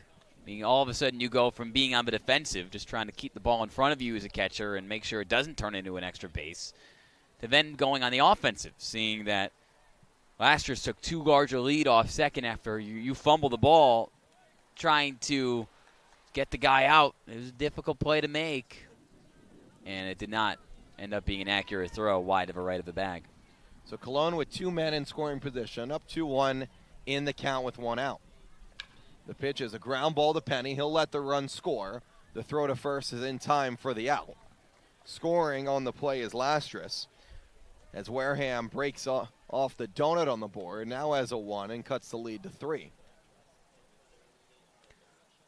Talk about defensive mistakes for Orleans. I mean, Jake Peppers got himself in a bit of a bind, putting runners on first and second, but those defensive mistakes add up.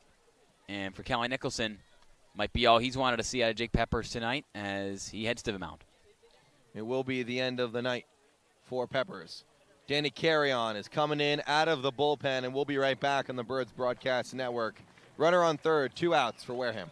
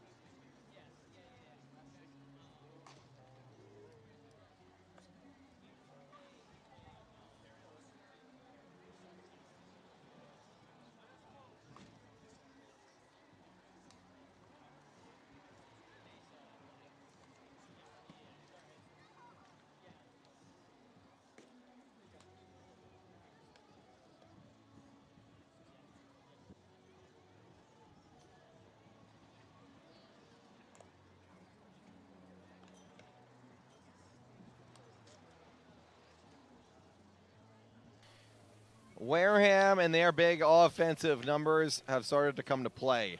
1 run already across here in the 5th. Jake Peppers' night is done after 4 2/3 innings of work. And now Danny Carrion is going to look to finish that stat line with only 1 run allowed. The righty out of UC Davis is in with 2 outs in the top of the 5th, and Sebastian Murillo on third base. Carrion's been a very reliable option out of the bullpen for Kelly Nicholson. We've usually seen him come in towards the tail end of games, kind of as the setup guy, making his 5th appearance on the summer. All of them have gone at least an inning, but none of them longer than 2. 4 2/3 innings pitched. He's given up 2 earned. And his last appearance, didn't give up a run with 2 strikeouts at Brewster earlier in the week. He faces the leadoff hitter David Glancy and fires a fastball inside for a ball. Glancy 0 for 2 on the day, a strikeout and grounded it grounded into a double play in the third. On third is Murillo. Carry on in with 2 outs, looking to put out the fire. 1-0 is low. Carpellotti blocks it up in the dirt. Glancy probably won't stay quiet for long. He had a monster senior season with St. John's in the spring, and OPS over 1,000 with 13 home runs. There's a reason why he's joining Jack Penny at Notre Dame next year. 2-0 is high. Carry on. Out of the bullpen, a little bit cold. He's a California kid from just outside Sacramento, and this might be warm for the Northeast, but 75 and breezy. You can see the trees in the background whipping away. 4-pitch walk to Glancy. Doesn't hurt the Firebirds now, but up comes Nick McLean as the tying run. Ian, you kind of felt the bottom of the fourth was a turning point in this game. Bases loaded, nobody out for the Firebirds. They couldn't score. Now Wareham with 1 and possibly more here on the top of the 5th. Missed opportunities not only hurt the confidence of a team that has the lead, but also boost the confidence and boost the level of urgency for a team that is trailing, especially for a Wareham squad that's lost 3 games in a row, understanding that even after that bases loaded situation, the game's not over. We've still got a shot, and our team did what they needed to do to keep it a 4-run game. The first pitch is high. 5 straight balls from Carry On. Carpellotti gives him a few nods and a calm down sort of gesture. On first is Glancy. On third is Murillo. Murillo walked after a double by Lastras. Sitting started with Andy Blake, bringing back a for sure extra base hit, possibly a home run. Top of the zone strike by Carry On to McLean, who last time up singled into right field. Carry On to strike thrower. This is uncharacteristic of him right now with 34 Ks. Check over on Glancy, almost got him. He was caught in the dirt, somehow got back before the tag from Olmsted. Double-digit stolen bases on the summer for Glancy. Did not steal a ton of bags at St. John's, only 13 in his career. He's turned it up another notch. Another check over on him.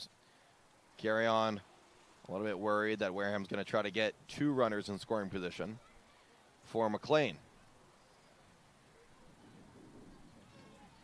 326 average, 12 RBIs coming in. 1-1 breaking ball, popped into left, foul territory and out of play. Carry On 1 strike away from getting out of this jam as the game starts to not drag on, but every out is really starting to get so vital. A Wareham offense that is poised to break out at any moment against an Orleans pitching staff that has held this team together. That's the thing for the Firebirds. 3-4 in their last 7. The offense has been up and down. The pitching, especially the bullpen, has been strong. 1-2, swing and a miss. Carry On comes in and gets out of the jam. We'll go to the bottom of the 5th after a big strikeout from the righty. 4-1 Firebirds.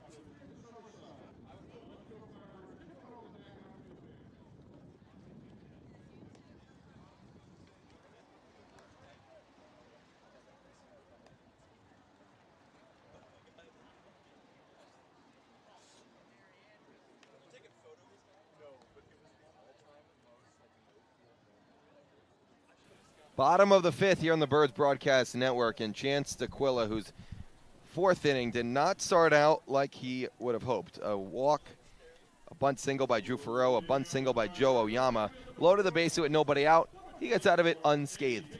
Back-to-back strikeouts of Olmsted and Penny. and then gets Andy Blake to ground out. A huge missed opportunity for Orleans. And in the top of the fifth, Wareham pushes one across to cut the lead to 4-1.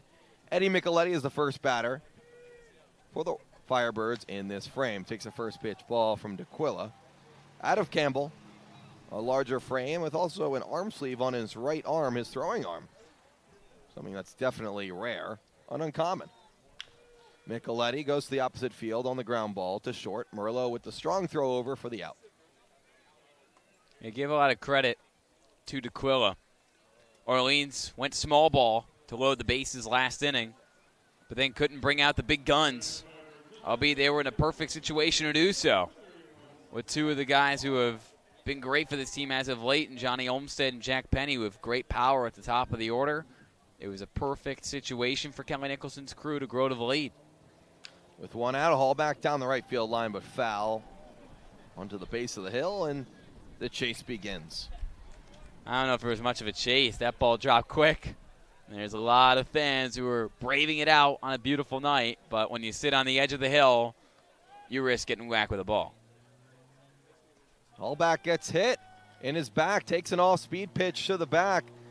That'll be the fourth hit by pitch to Hallback after he had 3 in one game in his first appearance with the Firebirds. He'll take first base on the free pass. He knows how to wear it like a true champ.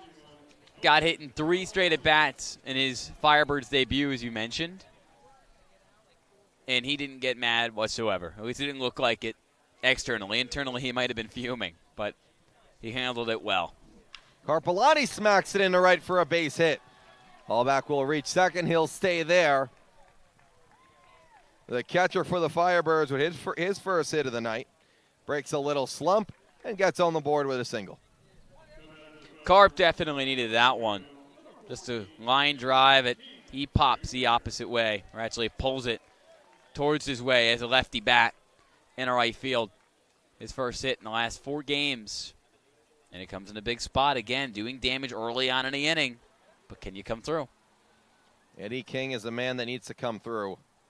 A walk and another walk. Came around to score in the second. King takes an inside pitch for a ball, almost clipped his jersey. Still waiting for the first big hit from Eddie King this summer. Had 4 coming into tonight. None of them for extra bases. I know the power isn't the big thing for him. 1-0 right in front of the plate. DeQuilla picks it up, looks around, and throws the first for the out. A glorified sacrifice bunt as King gets on top of the ball, moves the runners over with Hallback at third and Carpellotti at second, and up comes Drew Farreau. You like to see him putting the ball in play. He's able to make a bit of contact. Great play from DeQuilla. Looked at second. Carpellotti was able to speed over there on time and compose himself, made a throw at first. Drew Farreau with a hit his last time up, but it was a bunt. 1-0 is popped the opposite way. Having a beat on it is Hussey. He'll make the catch.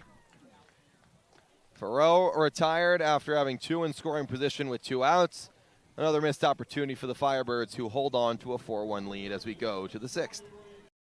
What Cape home design will you dream up? For over 16 years, Cape Dreams Building and Design has specialized in building custom homes for clients across Cape Cod. Our core values of honesty, integrity, and quality work are what separates us from other Cape builders and help us make your dreams of your next new home a reality. From new construction to additions and renovations, contact Cape Dreams today or visit our website at capedreamsbd.com.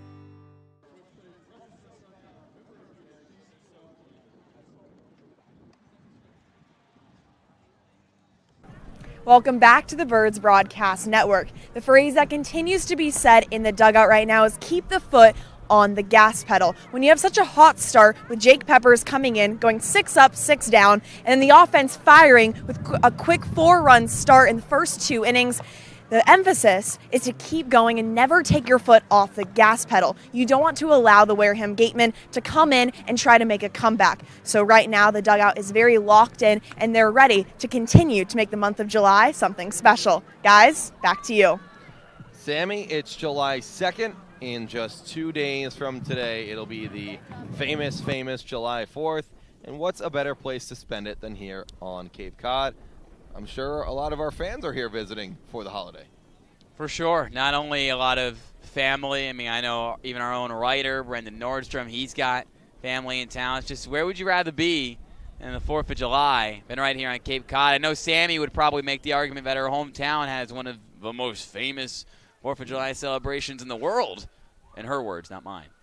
But the 4th of July here on the Cape is going to be something special. And on Tuesday night, Chatham Anglers come into town. They could use a win. Orleans is going to look to fend them off on the holiday. On the holiday against Tom Holliday, manager of the Chatham Anglers. Yes. There you go. And then against Holliday's crew again the next night on the road. Carry On is back in for another inning after getting the last out of the 5th. He faces 3-4-5 for the Wareham Gatemen. Grant Hussey, Tommy Splain, and Dorian Gonzalez, who are combined 0 for 6 tonight. Carry On walked his first batter in Glancy and then struck out Nick McLean. Pitches high, 2-0 from Carry On, who's fired 3 strikes and 7 balls to start his outing. Trying to work through some control issues, unable to find his zone early on, obviously indicated by those numbers. 2-0 off speed, drops in for a strike. Carry On's longest outing was an inning and 2/3 against Falmouth in a 5-4 win 12 days ago. Only pitched 29 1/3 in the spring. 2-1 is smacked the opposite way. Blake ranging over and makes the catch on the run. Andy Blake showing off some defensive moves out there and left. Andy Blake should play the outfield more often with the way he's playing it tonight. That's his 4th put out. He smiles at his infield. He's got to be feeling good. He's got his hands on his hips. He's probably a little tired. He's had to do a lot of running out there and left. You don't do that type of running at short. You do not. Good for him to see that his confidence defensively hasn't dipped. I know in the 8th inning of last night's game against Bourne, a hard-hit ground ball that was ruled a hit probably also could have been ruled an error on him. Bounces back tonight at a completely new position and looks like an all-star out there. A Gold Glover. Tommy Splain looks at a first pitch strike from Carry On, then looks at a second pitch ball. Blake, a guy who's not used to playing the outfield either, Ian, but what can you say? He looks, like you said, he looks like a Gold Glover. He looks like a natural out there. I don't know any other words to describe him. I mean, that's the thing with summer ball. We've seen it even when I was prepping for the Bourne game last night. Derek Bender, their best player, their superstar, he's a catcher. He played a little left field for them this season because you can't keep his bat out of a lineup. And the same thing can be said for Andy Blake. It's so good in this lineup and really has had a lot of big hits. Pitch is low, 3-1 to Splain. In a short sample size, only 6 at-bats, 1 hit, 1 RBI. 3-1 is low, a 1-out walk from Carry On, his second of the outing. Kelly Nicholson can stay in the dugout. Carry On still struggling to throw strikes early on in his game. Handing out a free pass with 1 out. Trying to work through it. 6 strikes on 17 pitches. First pitch to the lefty is bunted down the third base line, rolling, and it rolls foul. Smart play by Jack Penny to let it continue to roll past third base. He saw the spin on it, and it went foul. Giving Carry On the strike against Gonzalez. Orleans not only good at bunting and laying those down for hits offensively, but playing the bunt. Jack Penny been very solid at third so far this season, although he did also in that 8th inning yesterday make something that could have been called an error, 50-50 play, but been very good on the hot corner. Lefty Gonzalez is 0 for 2 and pulls one foul as it hooks onto the top of the hill and bounces into the parking lot. Quickly, 0-2 the count against the lefty. Carry On looking to shoulder the load in the 6th. 0-2 is a line drive up the middle into center field for a hit. King is going to come on and charge it. Moving to second is Splain, and a single for Gonzalez, his first hit of the night against Carry On. The Gatemen are threatening once again. An arm getting warm in the bullpen for Orleans, but Kelly Nicholson stays put. Even with Bobby Bozier having an opportunity to drive in some runs with first and second and one out. Bozier out of University of South Florida. A strikeout looking in the second, a fly out in the fifth that Andy Blake made an incredible catch on. First pitch is off speed for a ball. And we talked about it in the pregame show. If our viewers were watching at Scorching Start, a lot of this stressful innings that the bullpen has had to throw has been because the offense has been able to put up big numbers, and tonight's just another night like that. 4 runs in the first 2 innings.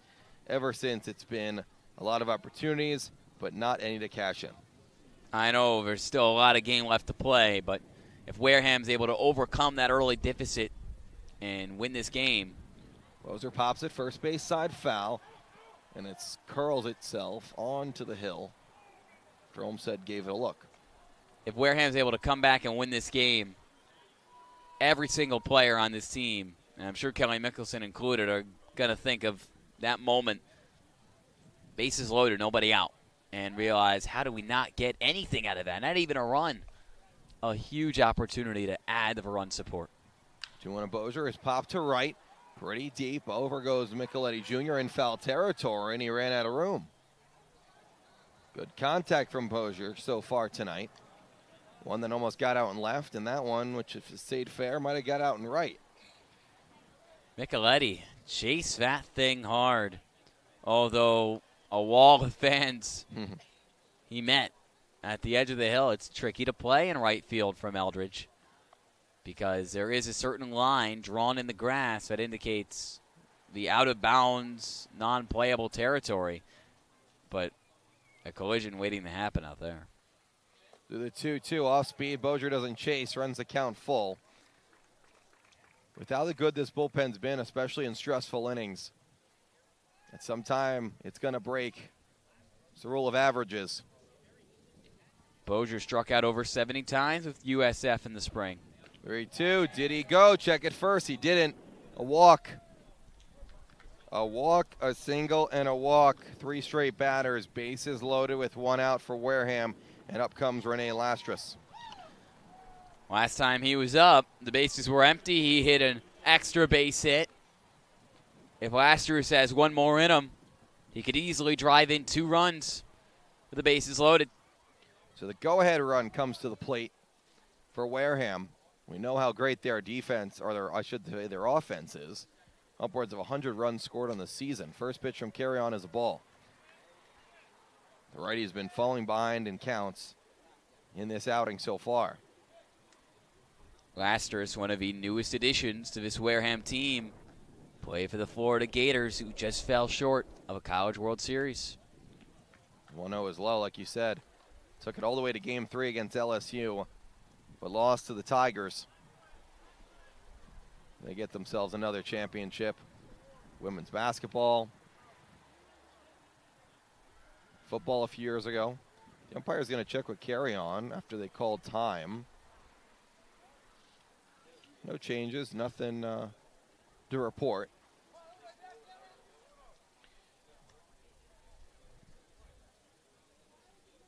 But the count's 2-0 against the righty Lastras. The pitch is off speed, first strike. That's been the pitch that's been working for Carry On. The off-speed pitch, which is kind of funny because usually if you've lost control of a pitch, it's not the fastball, it's the off-speed offerings for a reliever.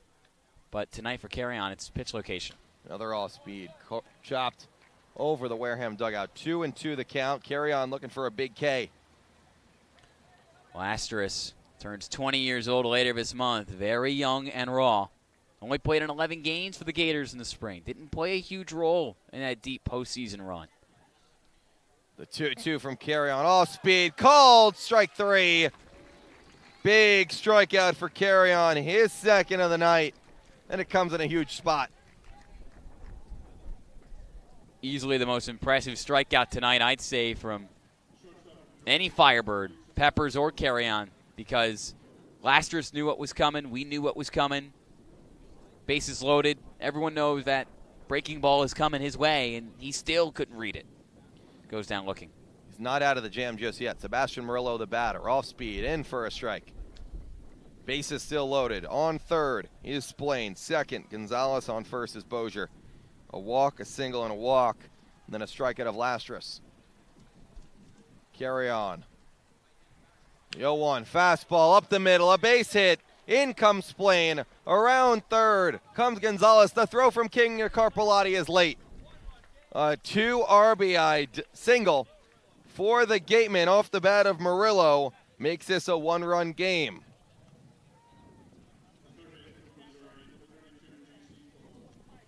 What a game for Sebastian Murillo. Batting 8th for Ryan Smythe tonight. He might have earned a spot or two up in the pecking order moving forward. 2 hits.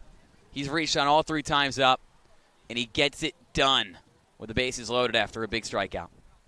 So Carry On gets the big K of Lastris, but can't finish off the job. A single by Murillo. J.C. Colon is the batter out of Missouri. Takes the first pitch ball. The score now 4-3. Quickly 2-0. Carry On clearly just doesn't have that fastball tonight. He doesn't, and it was only a matter of time until one of the guys, even towards the bottom of the order for Wareham, was able to figure it out. Kelly Nicholson, he knows that too. Waves towards the bullpen and knows he needs to make a change with still a lot of traffic along the base paths. In the middle of an at-bat, 2-0 the count. That could be the end of the night for Carry On. Manager Kelly Nicholson comes out and makes the change. So 2-0 will be the count to J.C. Colon, and Nate Ward out of GCU is coming in from the pen. We'll be right back on the Birds Broadcast Network. 2 runs for the Gatemen. Ward looking to keep it right there.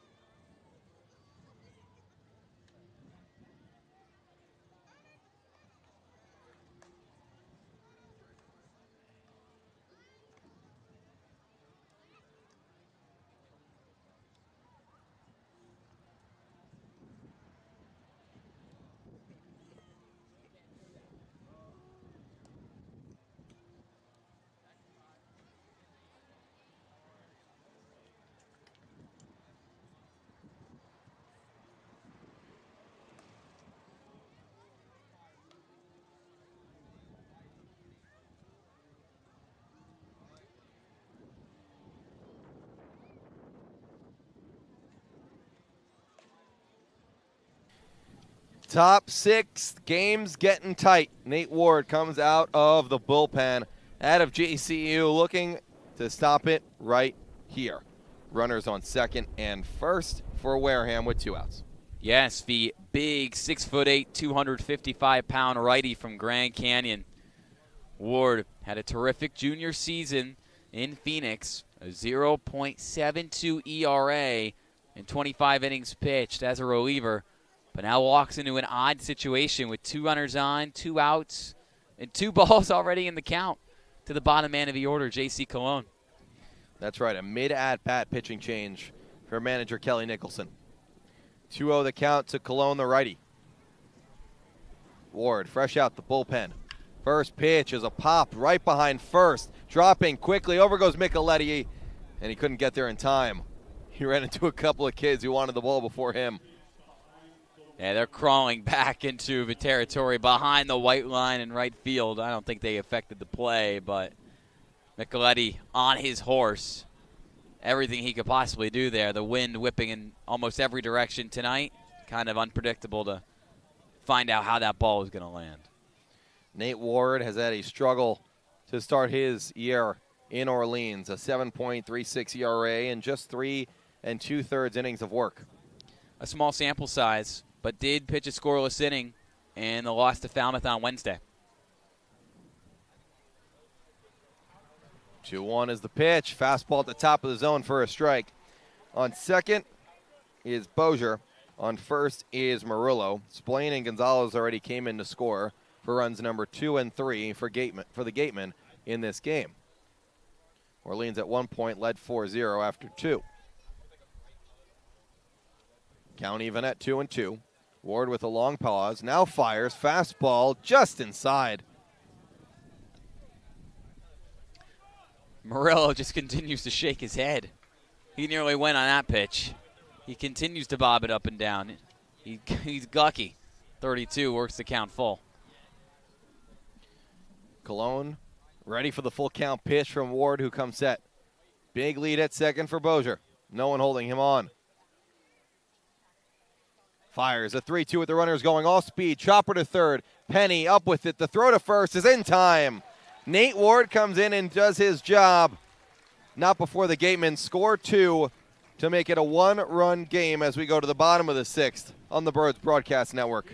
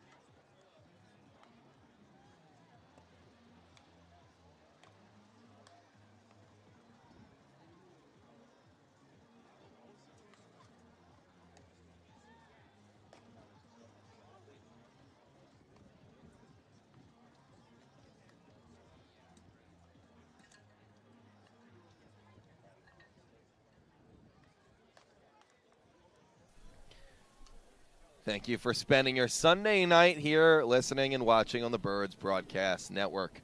We've reached 8:15. Joe Oyama comes up to the plate for the 4th time tonight. Firebirds clinging on to a 4-3 lead. After 2 innings, they led 4-0, but Wareham has come back with 3 of their own unanswered. So far, Joe Oyama looking to change that. Oyama's had a good night after going hitless on the road yesterday at Bourne. He's done his thing. Drove in a row with a single in the 2nd, and then reached on a bunt single in the 4th. Another inning to the mound for Chase Tequila.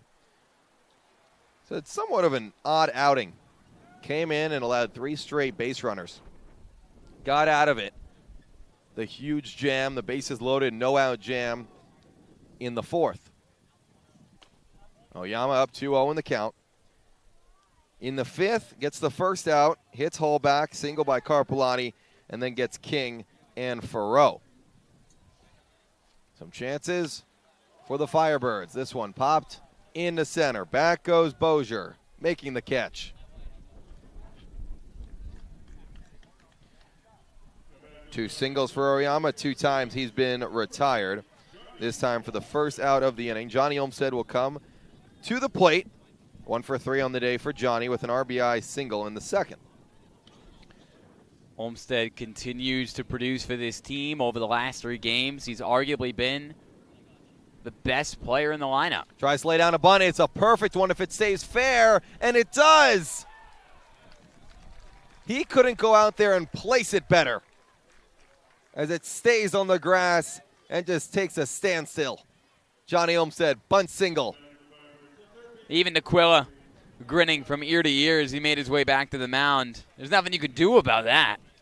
Johnny Olmstead was in a bit of a slump a few weeks ago, and during the 13-2 win against Brewster, laid down 2 bunts for hits. He can do it all. First pitch to Penny is popped the other way, but foul. So Olmsted at first after another bunt single. What can you say, Ian? The Birds bunt, and they bunt well. They do, and I know that might not be the biggest plus for every Cape Cod Baseball League fan. They're looking for big hits, they're looking for big strikeouts, they're looking for the titans of a college baseball world to go blow for blow, but ultimately, it prepares you. Olmsted with a good jump to second. He'll slide in safely head first. A stolen bag for Johnny Olmsted. Got a great jump off the bat. And then now is in scoring position with 1 out.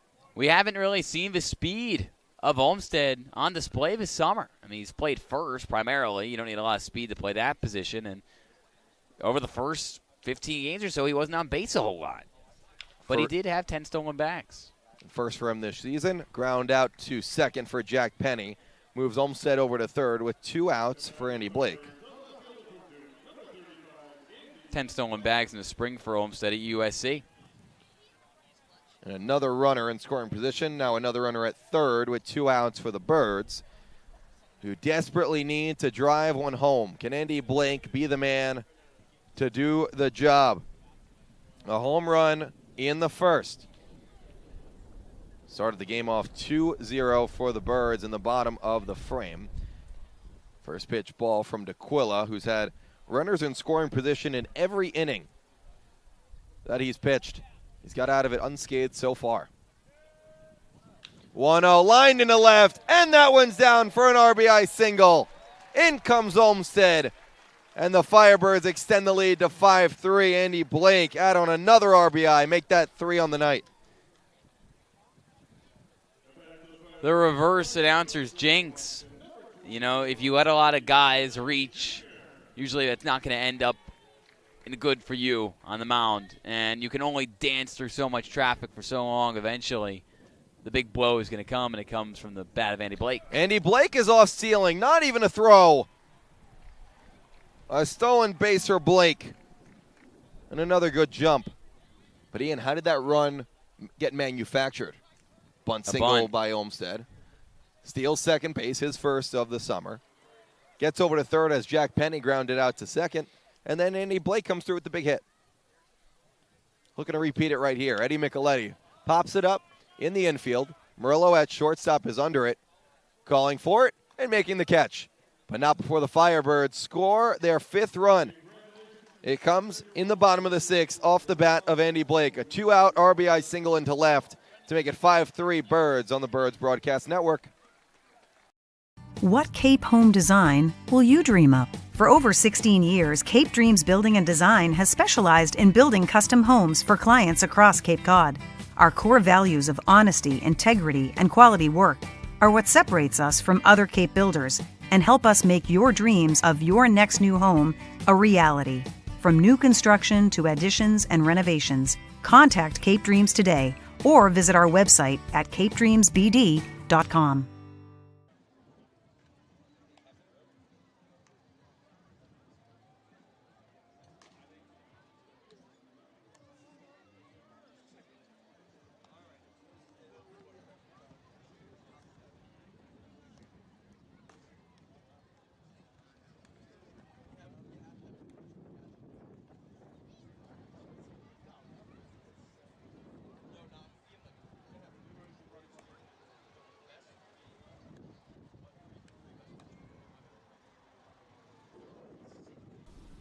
We go top 7 here on the Birds Broadcast Network. Nate Ward back out for another inning of work. And Ian, take a little bit of a deep breath because the Firebirds did extend the lead to 2. They did, but you can't rest on your laurels. We saw it last night, a 2-run lead going into the bottom of the 8th against Bourne. That evaporated quickly because a good offense was able to do its thing against the bullpen. This is a Wareham offense that's just as potent. And now you face the top of the order and David Glancy, who's been among the best batters in the Cape this summer. So for Ward, try to continue to string together the success of the last inning, translate it over the course of a full inning. Throw strikes, and don't give David Glancy something too easy over the middle because He's got 3 home runs already this summer. Going to the top of the order against Wareham. First pitch is a ball to Glancy. Had a walk in the 5th, which gave Wareham runners on the corners with 2 outs, but Nick McLean struck out swinging against Danny Carrion in that 5th inning. Glancy up 2-0 in the count. Struck out and grounded into a double play in his first and second at-bats, respectively.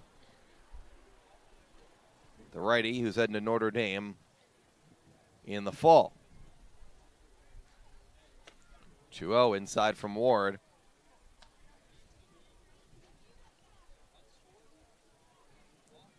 Glancy up in the count. Looking to get on base for McLean, Hussey, and Splain. 2, 3, 4 in the order. Ward fires a strike. Ward looking confident, working quickly. The kryptonite for him this summer has been the long ball. All 3 of his earned runs allowed heading into tonight have been off a pair of home runs. James Tibbs over in Brewster took him the opposite way. 3-1, big swing and a miss by Glancy. He was looking to put that one maybe into the police station. He's got such a compact swing, but there he really does try to belt it high and over the left field wall, which he's done very often this summer. As you mentioned, the police station not too far out there. As Glancy checks himself and takes his time ahead of the payoff pitch. 4 walks on the night for the Firebirds pitching staff. 1 for Peppers, 3 for Carrion. Full count pitch to Glancy. Here comes a fastball that's grounded to short and misplayed by Farreau. In and out of his glove. He couldn't transfer it to his hand. A leadoff runner for Wareham. Ian, in the last 2 losses for the Firebirds, it's been defensive miscues. And there's another one against Wareham now in the 7th. For Drew Farreau, that is a part of his game. He's got so much talent, a great swing, a lot of power in the bat, but you need to be able to make those plays at short. That's not an easy play to make, but it's certainly not the most difficult play to make there at short. That's now 6 errors on the summer. A ball high to McLean, especially after a battle from Ward, who came back from 3-0 against Glancy. And a chopper and a play that should be made, and I'm sure Farreau would say the same thing. Isn't. Glancy's on first, and now the meat of the order for Wareham. McLean, the batter, shows bunt, pulls it back. It's ruled a ball. But you got to just wipe it, because the last time Farreau made an error, he made 2 in the same inning in the loss to Falmouth on Wednesday. Understand that you made a mistake, but it's not that big a deal right now. It's a runner on with nobody out. You can wipe it and get back there and continue to do your thing at short. 2-0, Glancy off first. Now 3-0 to back-to-back hitters against Ward. Movement in the bullpen for the Firebirds. Saw Chase Loomis throwing earlier, the lefty out of Texas. Kelly Nicholson just had a quick word near the dugout with pitching coach Jim Lower, watching intently. Ward fires a 3-0. High and outside for a strike in the zone. Glancy on first. McLean out of Arizona State, 1 for 3 on the night with a single in the 4th. A hard hit one to right field past Oyama. An error allowing Glancy to reach on first base. 3-1 the pitch. High, a walk. 5th walk on the night for the Firebirds pitching staff.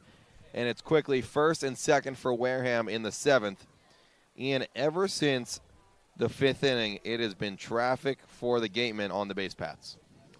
And the reason why is because strikes have not been thrown. Danny Carrion didn't really have his fastball tonight, had to go a lot of off speed, was able to gut it out. Nate Ward, now as Kelly Nicholson makes his way to the mound and calls for the bullpen again, leaves the game 15 pitches, only 7 strikes. When you come out of a bullpen, you have to trust your stuff. You got to pound the zone. That's what Chase Loomis is going to need to do as he comes in with 2 on and nobody out. So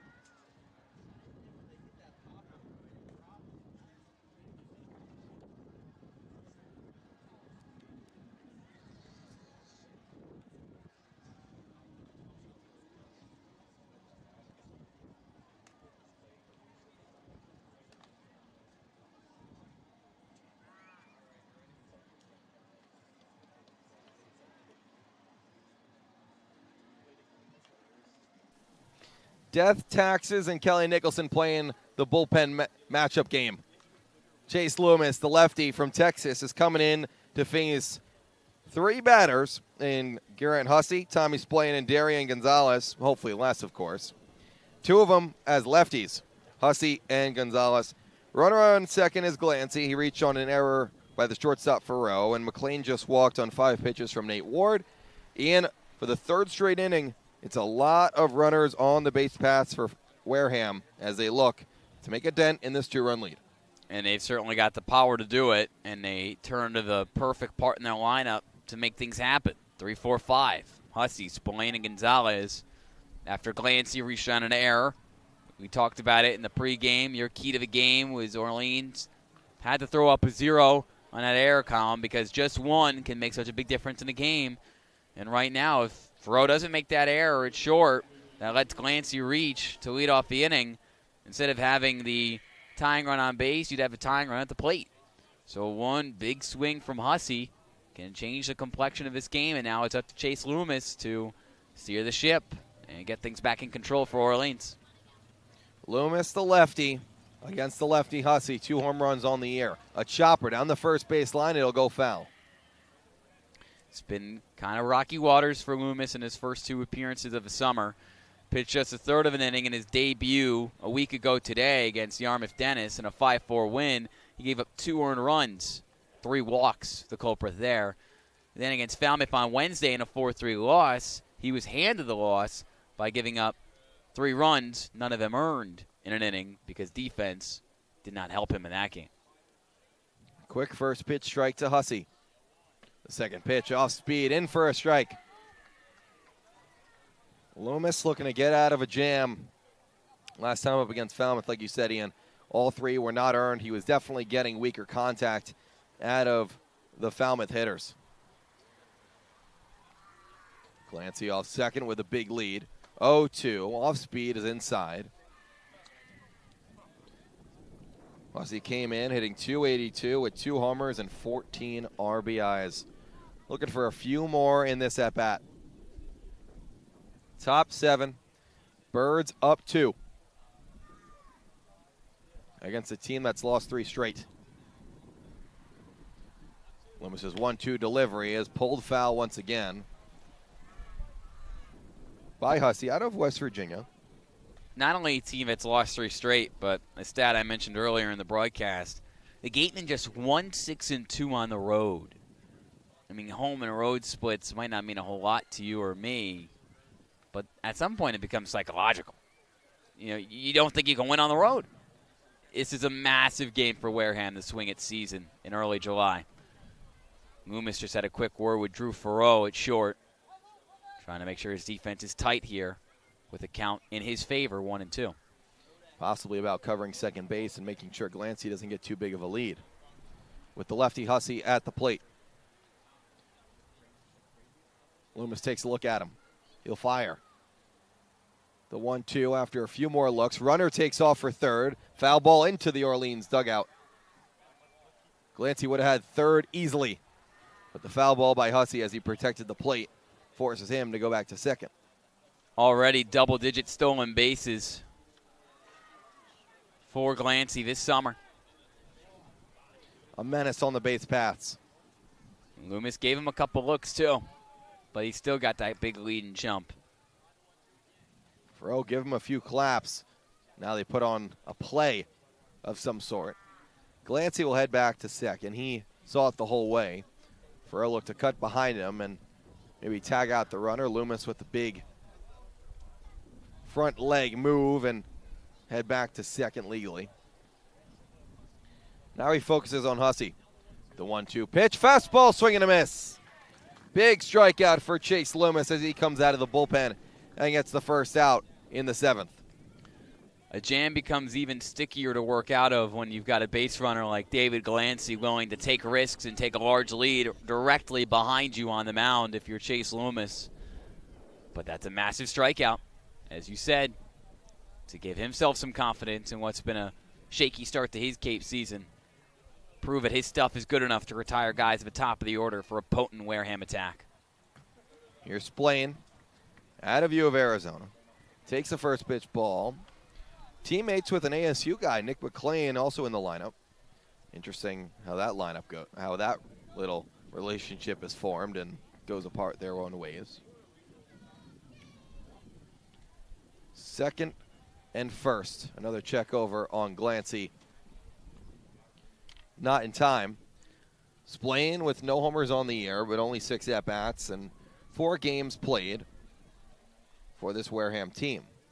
They might both be playing their college ball in Arizona, but both of them grew up in California. So I don't think there's too much hatred there, albeit now. Now 2-0 to Splain, the righty. Can do some damage, and Wareham's been in good counts almost all night. And that's why this offense works so well. You know, a lot of moving pieces for Ryan Smythe's team, but the mentality stays the same. Work the count. 2-0 inside, now 3-0. Getting dicey for the Firebirds in the 7th. As the game starts to slow down, the tension rising. Glancy at second. On first is the ASU man, McLean. The 3-0 outside, ball 4. A 4-pitch walk from Loomis. Loads the bases for Dorian Gonzalez. A single last time up, as a single away from tying this game. Walks are bad. Walks in bunches are worse. It's now the second inning in a row that the Orleans bullpen has walked multiple guys in one frame. And at that point, it almost becomes inevitable. Actually, the third inning on the game that's happened. The lefty Gonzalez, swing and a miss at a high fastball. Happened in the 5th. It was the walk by Pepper, so not the bullpen. But Carrion came in and walked another guy, Glancy, in the 5th. 2 more walks in the 6th, 2 more walks here in the 7th. It's not a recipe for success. It's not a recipe for winning. Oh, one of Gonzalez is off the end of the bat and into the glove of Jack Penny. A late swing. Just got a piece. Penny says, I'll take that for out number 2. What a great play from Penny. Always on time. Reads the ball so well when it's in the air at third. Unflappable. But Kelly Nicholson, even after the out, heads to the mound, calls for the bullpen again. So Loomis, his night is done after he faced 3 batters. He got 2 of them out, both lefties. Bobby Bozier is the batter with 2 outs and the bases loaded, and a new pitcher coming out of the bullpen. It's Sean Matson when we come back on the Birds Broadcast Network.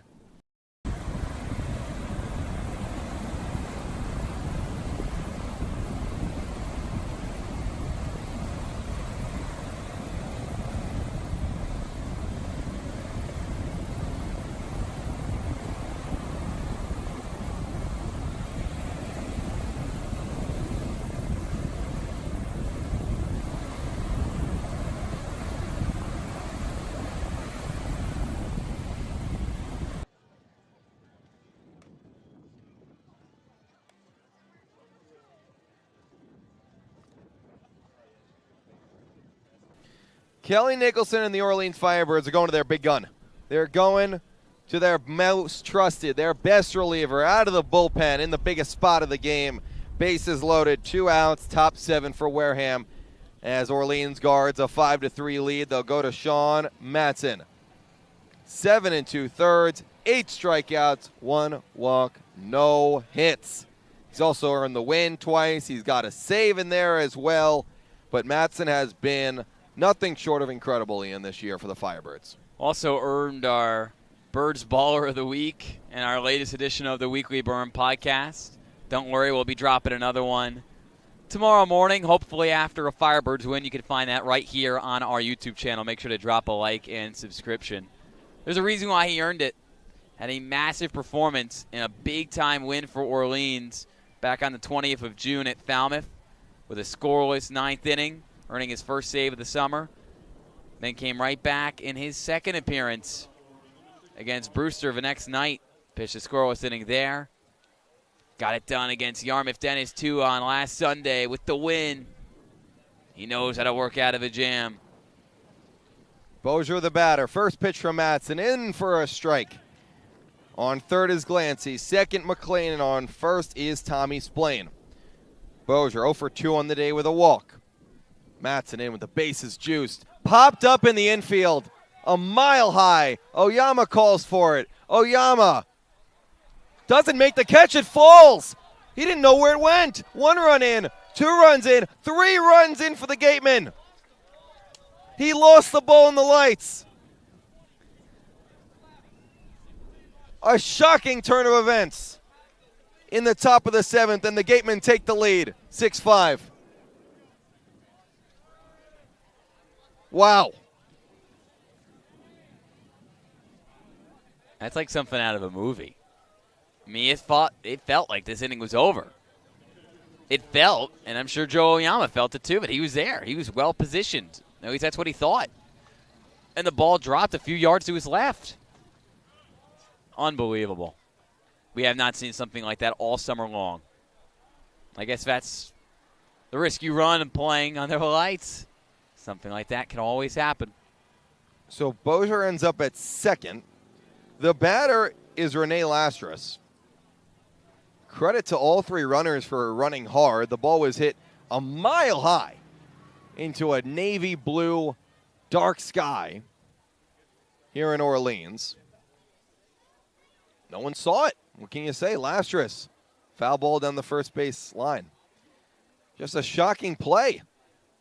Matson fired a strike. He fires another and gets a pop-up, and everyone thinks the inning's over, and Firebirds are up 5-3 going to the bottom of the 7th, and we're going to stretch. To steal a phrase from Kelly Nicholson and probably from a lot of other people too, baseball's a weird game. You could do everything right, and still something won't break your way, and the game is flipped. Lastras strikes out. Not even sure how to recap that inning. Matson comes in with the bases loaded, 2 outs, gets the pop-up, and Oyama thought he had it. He lost it. Gatemen take the lead, 6-5 as we go to the 7th inning stretch.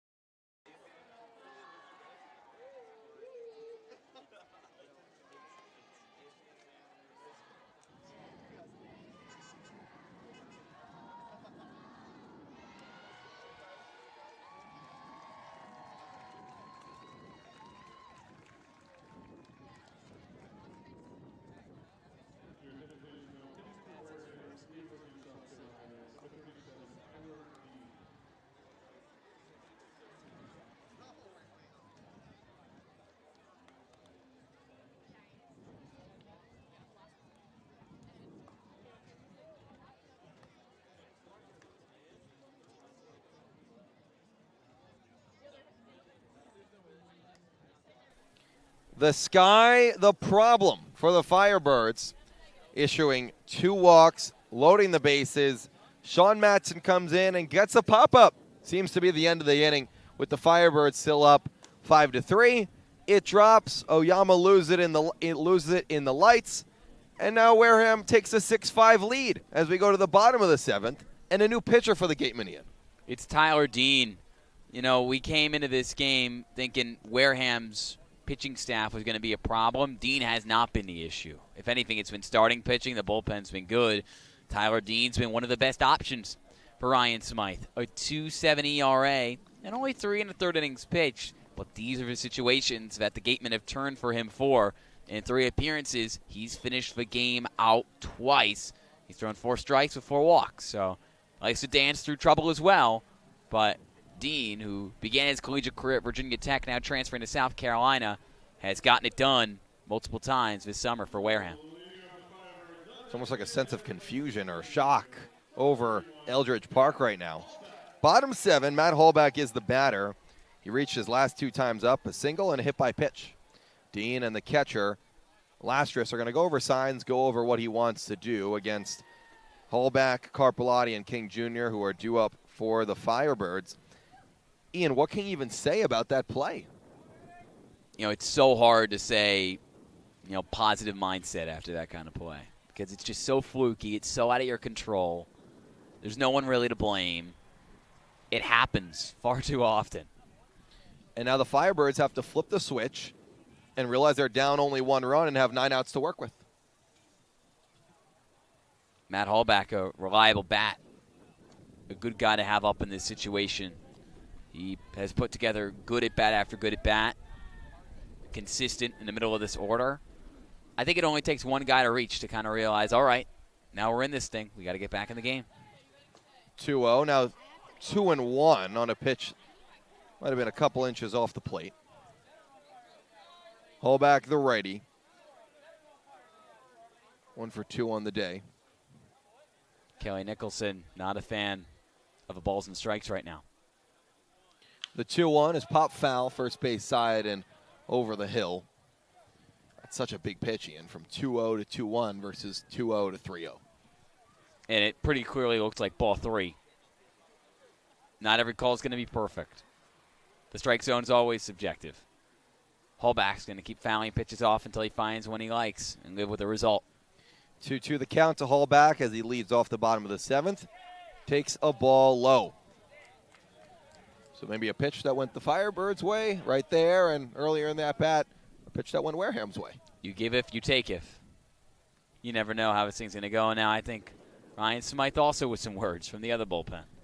Count full, pitch is low. Close pitches the entire at-bat. Matt Hallback draws a leadoff walk in the bottom of the 7th. You always run a risk when you talk to an umpire and you're the manager of a team. Right now, the other manager, Ryan Smythe, is going to have some words after just one at bat with his new pitcher in the game, Tyler Dean. Maybe it's just about, maybe he wasn't happy with the calls at home plate. Little calm down, reset meeting. Charles Campbell, the home plate umpire tonight. A 3-run, you don't want to say 3-run double because it should have been a pop-up. That's what it is in the books. In the book, right? A 3-run double for Bozier into shallow right field. How it happened, you have to go and see it. A pop-up that Oyama lost in the lights. 3 runs come across. Wareham takes a 6-5 lead. At one point in this game, the Firebirds were up 4-0. Wareham came back. They battled back, and now they're up 1. Matt Hallback is on first. The batter is Owen Carpellotti, who singled on a hard hit ball to right field in the 5th. It's funny because Joe Oyama has been really good defensively so far this season, but the 2 games where he hasn't been on top of his game have both been against Wareham. Carpellotti swinging first pitch, fouls it off. I mean, his Firebirds debut came against Wareham in that rainy, thunderous day from Spillane Field a few weeks ago. He made 2 errors. They looked a little concerning. Wiped it behind him, looked pretty good after that, and now again tonight he gets bitten by the Gatemen curse. The Gatemen curse. 1 strike on Carpellotti. Hallback is off first. Dean's pitch is lined into center. Not a lot of movement for Bozier as he'll make the catch in center field for the first out of the inning. It was almost reminiscent of the game where Wareham beat Orleans 5-2 in Wareham last time out. And Oyama actually also lost the ball that night behind second base. The wind took it, and it landed in center field. And, 3 runs didn't come across that time, but very similar plays. Obviously, the 2 plays have no correlation between each other. I'm sure Oyama's completely forgotten about that previous play. We're just crazy, but it is kind of funny how things work out. 1 curse will be broken tonight. Wareham, the worst team on the road in the Cape this summer. Orleans, not in fault of his fans, great crowd tonight, has struggled heavily at home.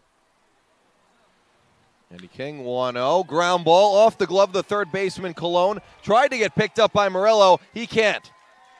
King reaches. Hallback to second. We'll see the official scoring on that one. Wareham already with one error tonight. We'll see if that's number 2 or if it's going to be ruled a base hit. It's ruled a single. King hit it really hard as well. It's a pinch hitter for the Firebirds. And the first appearance for a new Firebird, Justin Rubin, is coming up. Justin Rubin from Virginia, the rising junior from Bryn Mawr, Pennsylvania, just outside Philadelphia. A really good defensive player with the Cavs. Offensively struggled a bit from the plate this past season. Only went 11 of 58 after a freshman season in which he went 29 of 87, good for a .333 batting average. Rubin's first appearance as the Firebird comes in a huge spot. Hallback on second. On first is Eddie King, but not before Lastris comes and talks with Dean as they're going to go over Rubin. The second baseman from Virginia got in a few nights ago and will take his first at-bat, make his first appearance here in the bottom of the 7th for the Firebirds, down 1 with 2 on. He'll replace Drew Farreau at shortstop and batting 9th. So Rubin, the right-handed batter, against Dean. A walk to Hallback and a single in the infield for Eddie King.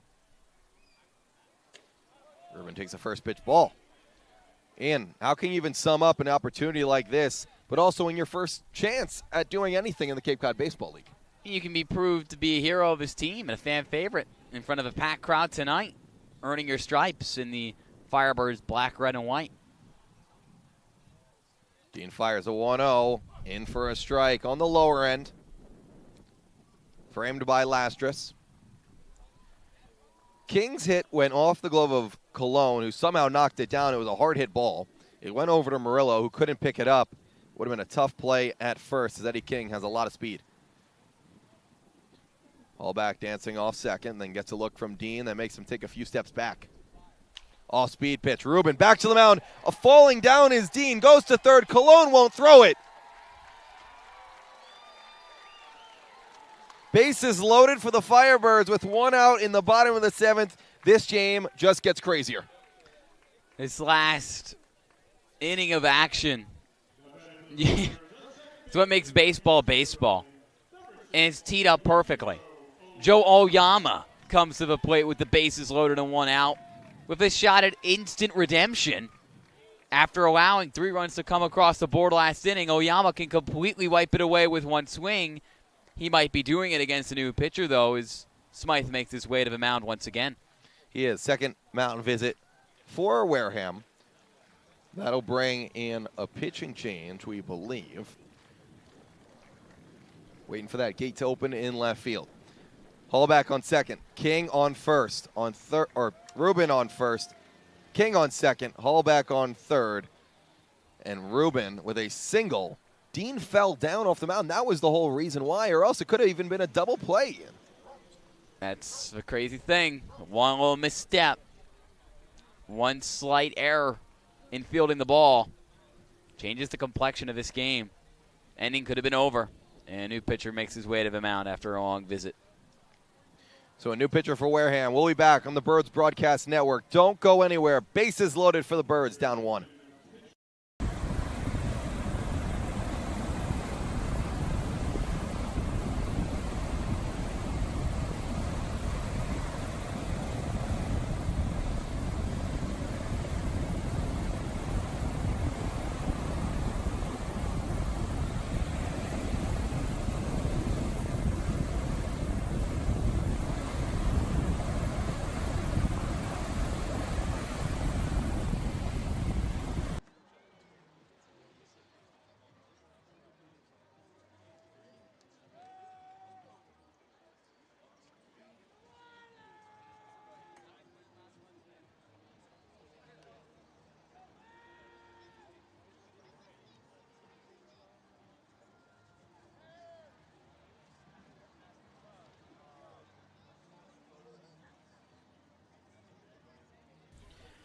The 7th inning tonight at Eldredge just gets crazier and crazier.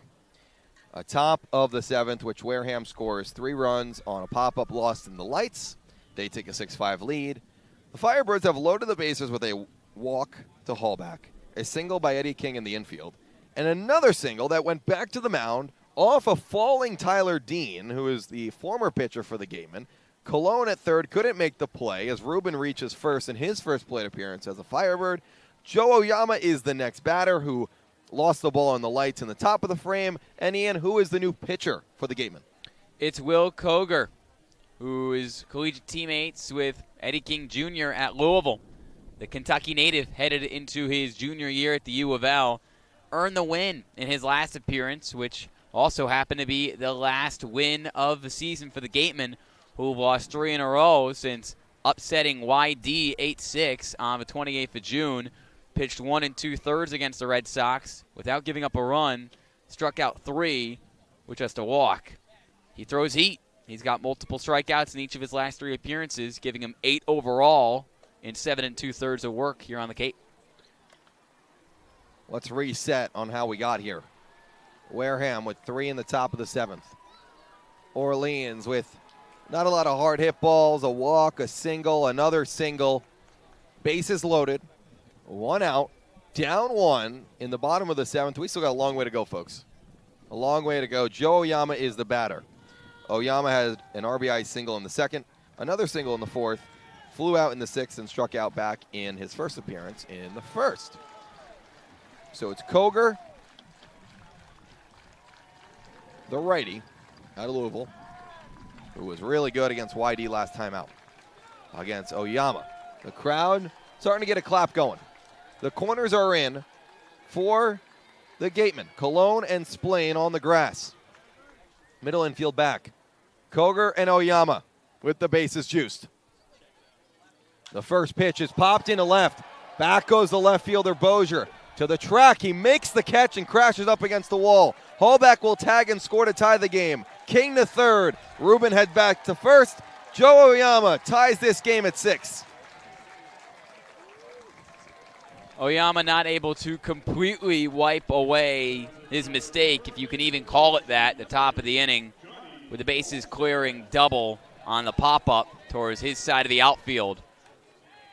But a little bit of redemption, tying the game, bringing his former Wenatchee Applesock teammate Matt Hallback home on a ball that was really well hit to left. So close to getting out of here and being a grand slam off the bat of Joe Oyama. Doesn't, but you tie the game. Joe still looking for his first home run on the year. Olmsted comes to the plate. A go-ahead RBI double in the 5th last night of a 6-5 loss to Bourne. First pitch is high and in for a ball. Ruben stayed at first.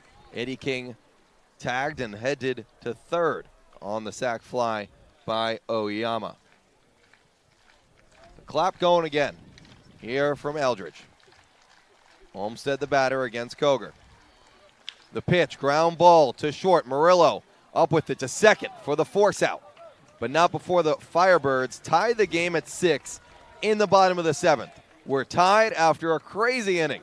We got more to go. We go to the 8th on the Birds Broadcast Network. What Cape home design will you dream up? For over 16 years, Cape Dreams Building and Design has specialized in building custom homes for clients across Cape Cod.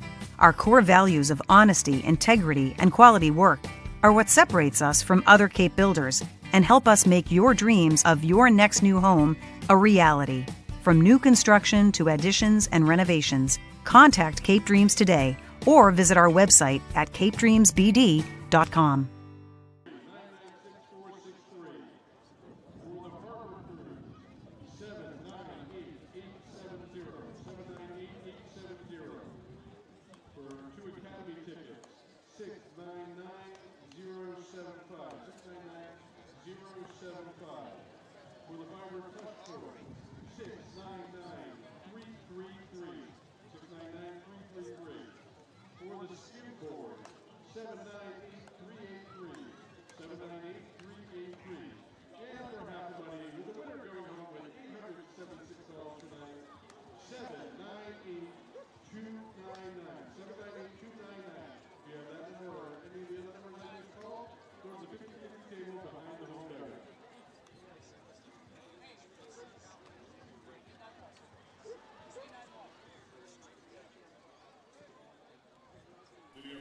We are back in the top of the 8th. Sean Matson is back to the mound after allowing a 3-run double, is what it's scored as.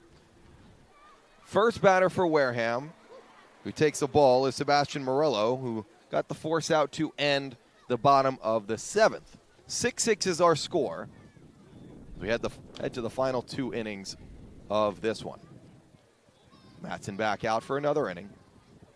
The most trusted arm in this bullpen for the Firebirds. 2-0, change up in for a strike. Murillo's had a fantastic game. Reached on all 3 of his plate appearances with a single, a walk, and his biggest knock, a 2-run single. Popped into center, back goes King on his horse, still going back, and makes the catch. A lot of room out there in center. And Eddie King covers it well. 434 feet of it, to be precise. And with Austin Overn no longer on the Firebirds after leaving for Team USA, Eddie King is the best option this team has in center field. Made a great catch last night, late in the game against Bourne. Just got effortless speed and has just got great range. Trying to lay down a bunt and getting it down in a good spot. Penny charging, can't pick up the ball. J.C. Cologne with a bunt single, giving the Firebirds a little bit of their own medicine back to get a base runner in the top of the 8th against Matson. The bottom of the order tonight's been really good for Ryan Smythe. Not only Murillo doing a lot of great things in the 8th spot, but Cologne, RBI ground out in the 5th, now reaches on a bunt single in the 8th. Just getting on base, doing your job at the bottom of the order, nothing flashy. And back to the top, David Glancy, the batter against Matson, takes the first pitch ball inside with the fastball. Wareham and Orleans, 2 teams that are the furthest from each other in this league. Strike by Matson. On first is Cologne, just bunted for a hit. Justin Rubin, who came in the bottom of the 7th, is taken over at shortstop for Drew Farreau. It's the only defensive change for the Firebirds just yet. Off first is Cologne. Big swing and a miss by Glancy against Matson. Another arm throwing in the bullpen for the Firebirds. Matson usually the guy who closes games, but Nicholson had to call upon him probably earlier than he wanted to. 2-2 is high and outside.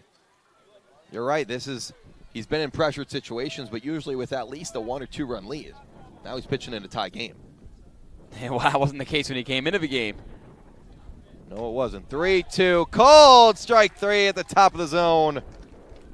Matson with strikeout number 2 for out number 2 in the inning. But give Matson credit. To no fault of his own, the lead that he walked into vanished.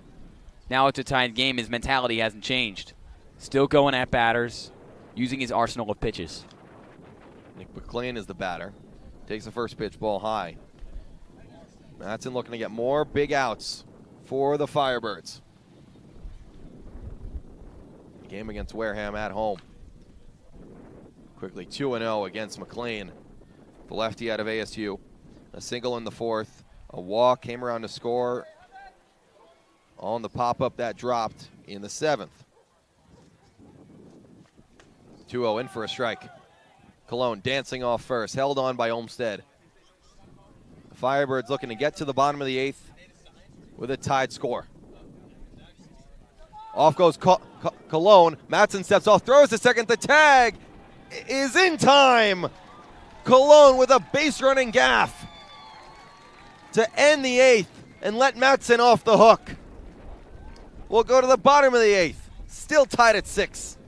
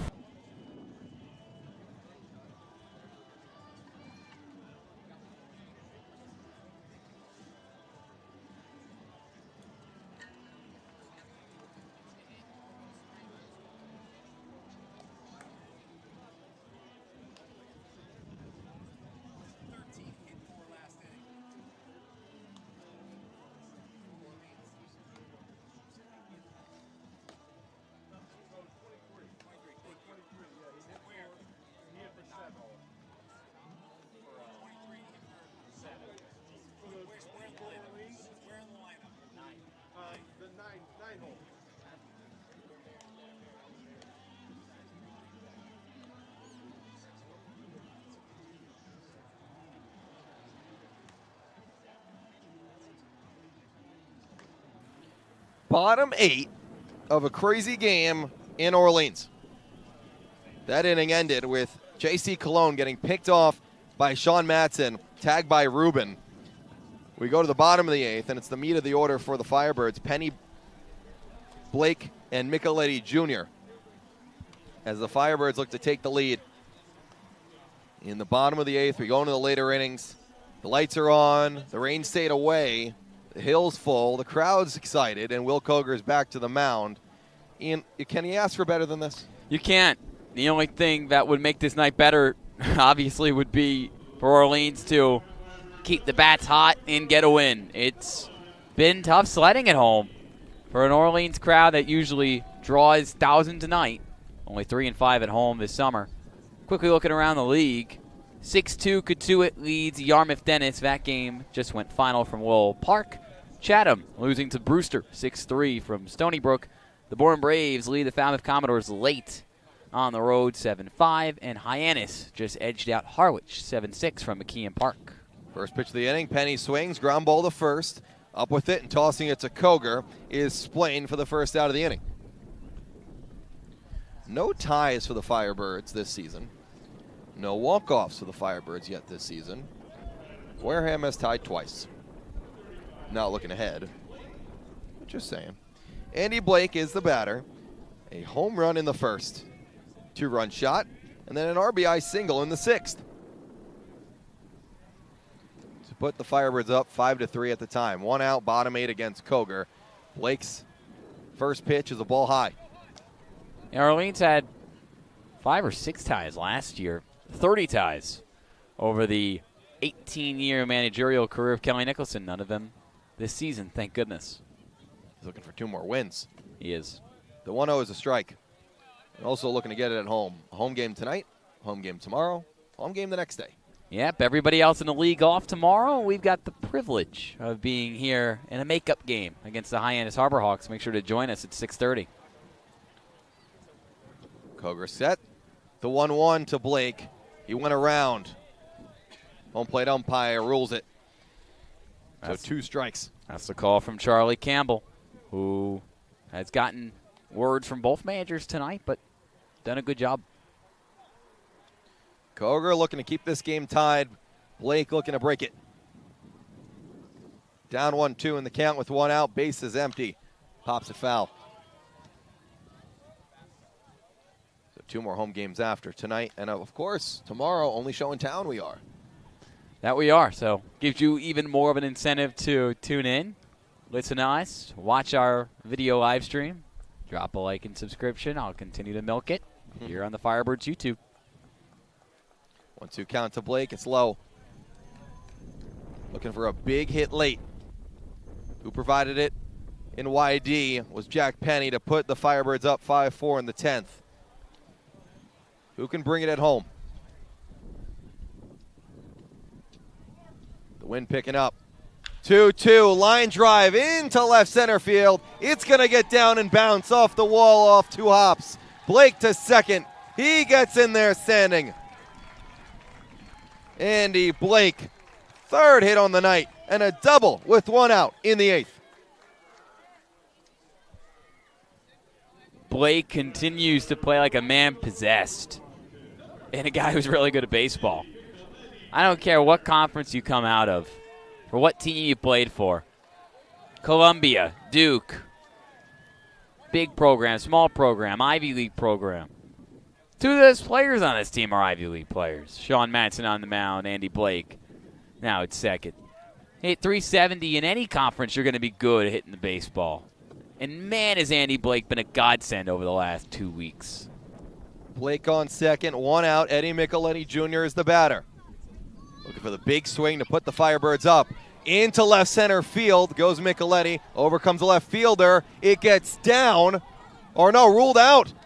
Back to second. Andy Blake gets back. It was a line drive to left by Micheletti Jr. The left fielder, Hussey, came in and made the catch according to the second base, third base umpire, Arturo Belmonte. That was close. Blake gets back to second. Micheletti's still around first. He thought he landed. Belmonte said it didn't. So out number 2. Another wacky play in this game, huh? Yeah, there's not much more you could say. It's a judgment call. There's only probably 2 guys who really know what actually happened there, and that's Hussey in left and Bozier in center, and you know which way they're going to lean. So Hallback is the batter at 2 outs. Blake still on second. Smart that he got back just in time. First pitch to Hallback is a strike. Koger, who led up the 1-out double to Blake to left center. Now looking to get out of the jam and send this to the 9th at 6-6. Hallback looking for his biggest hit as a Firebird. A look back at second. The pitch is popped in right. Not deep enough. McLean over, near the line, making the catch. A 1-out double goes wasted for the Firebirds after a line out to left by Micheletti, and then a fly out to right by Hallback. We go to the 9th, still tied at 6 on the Birds Broadcast Network. What Cape home design will you dream up? For over 16 years, Cape Dreams Building and Design has specialized in building custom homes for clients across Cape Cod. Our core values of honesty, integrity, and quality work are what separates us from other Cape builders and help us make your dreams of your next new home a reality. From new construction to additions and renovations, contact Cape Dreams today or visit our website at capedreamsbd.com.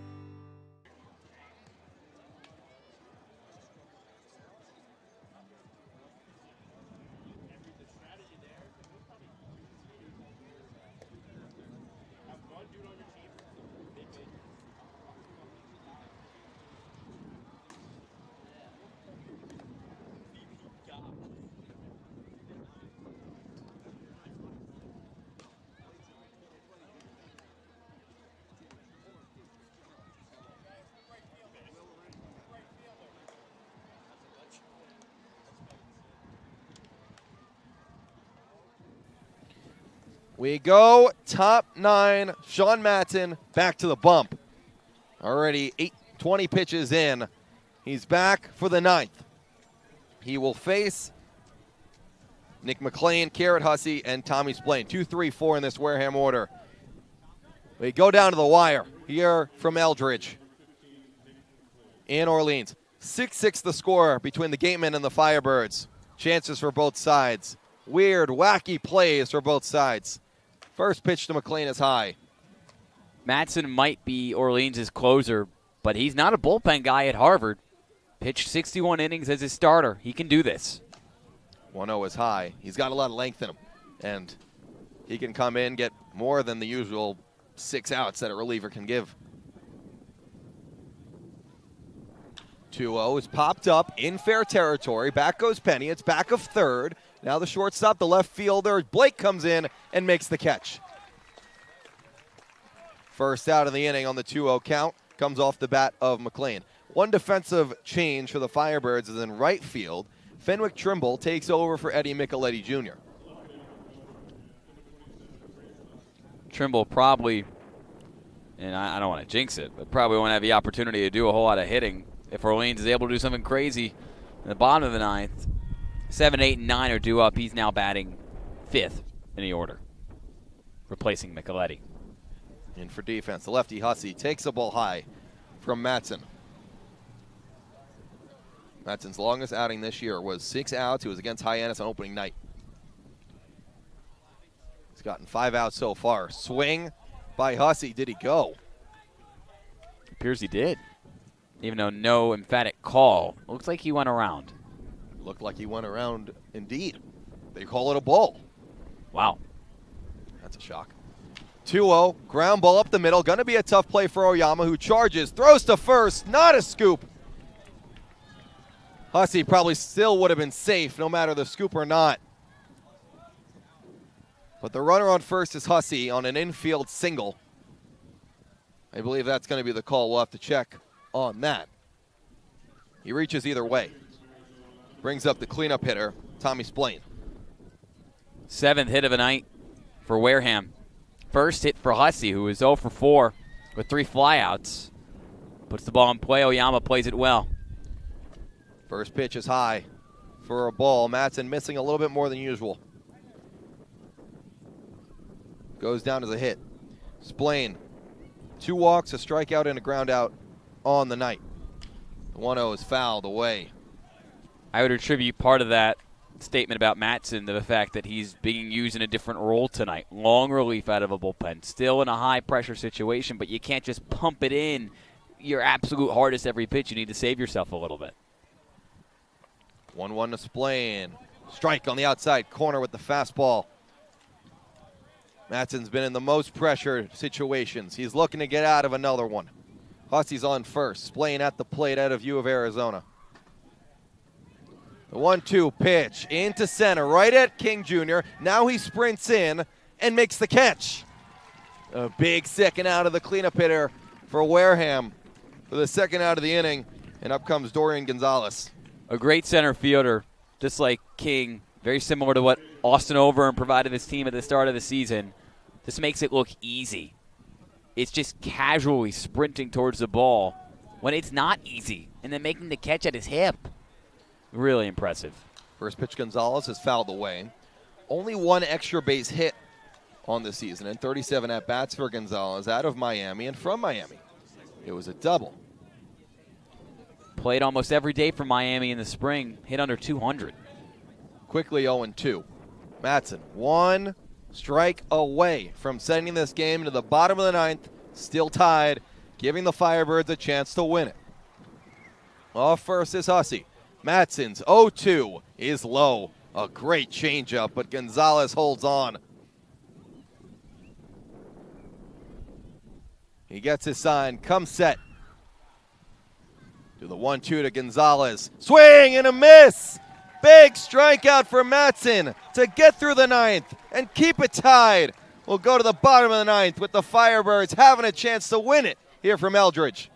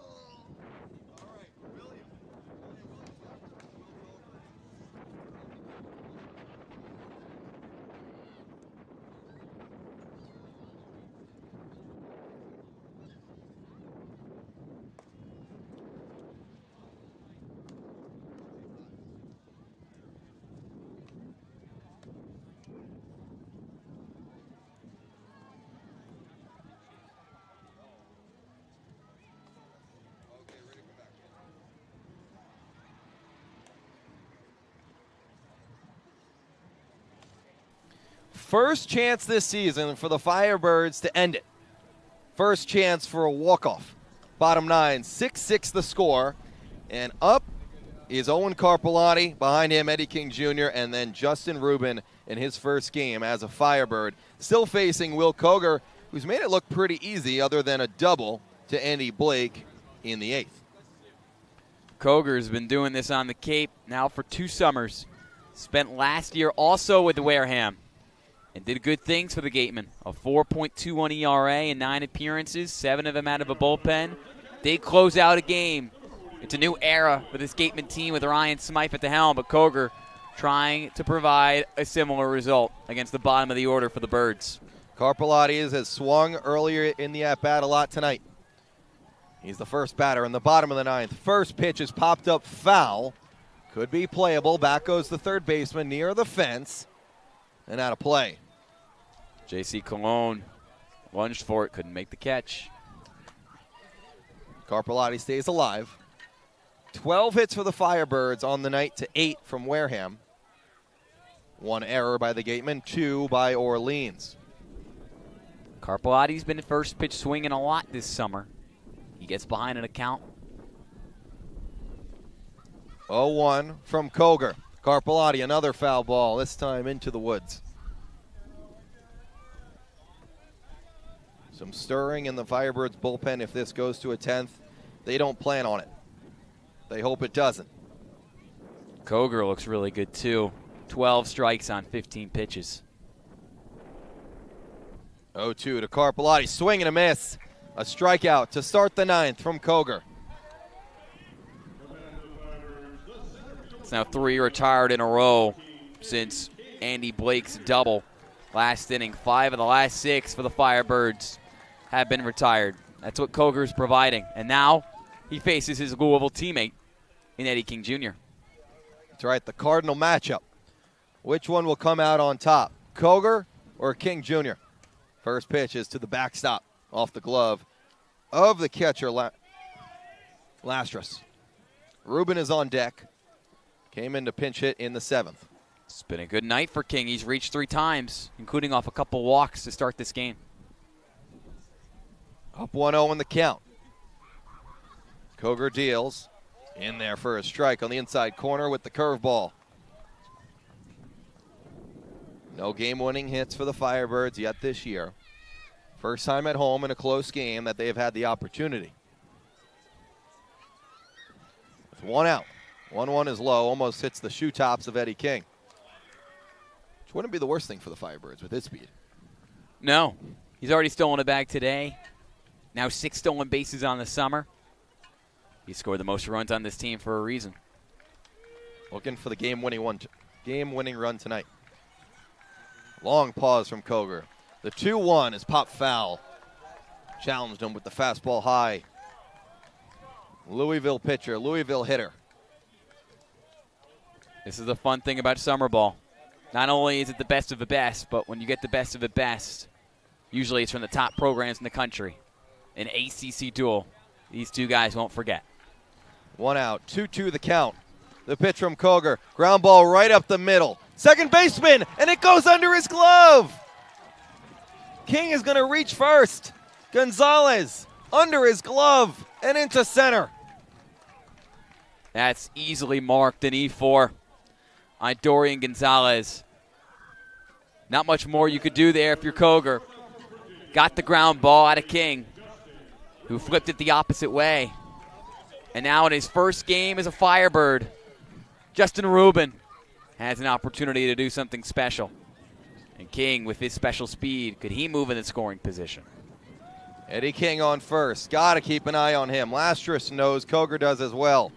First pitch to Rubin is fouled away. Rubin reached his first time up after a ground ball deflected off the mound, deflected towards the left side of the infield, and it was ruled a base hit for the UVA man. 1 homer the past 2 seasons at UVA. For Rubin, also 1 last summer in Bristol, the NECBL. The 0-1 to Rubin is outside. Good block by Lastras, kept it in front. Not a home run hitter. But all it'll take with Eddie King's speed is a ball in the gap. Got on base after Dorian Gonzalez couldn't get his glove down. Reminiscent of Bill Buckner.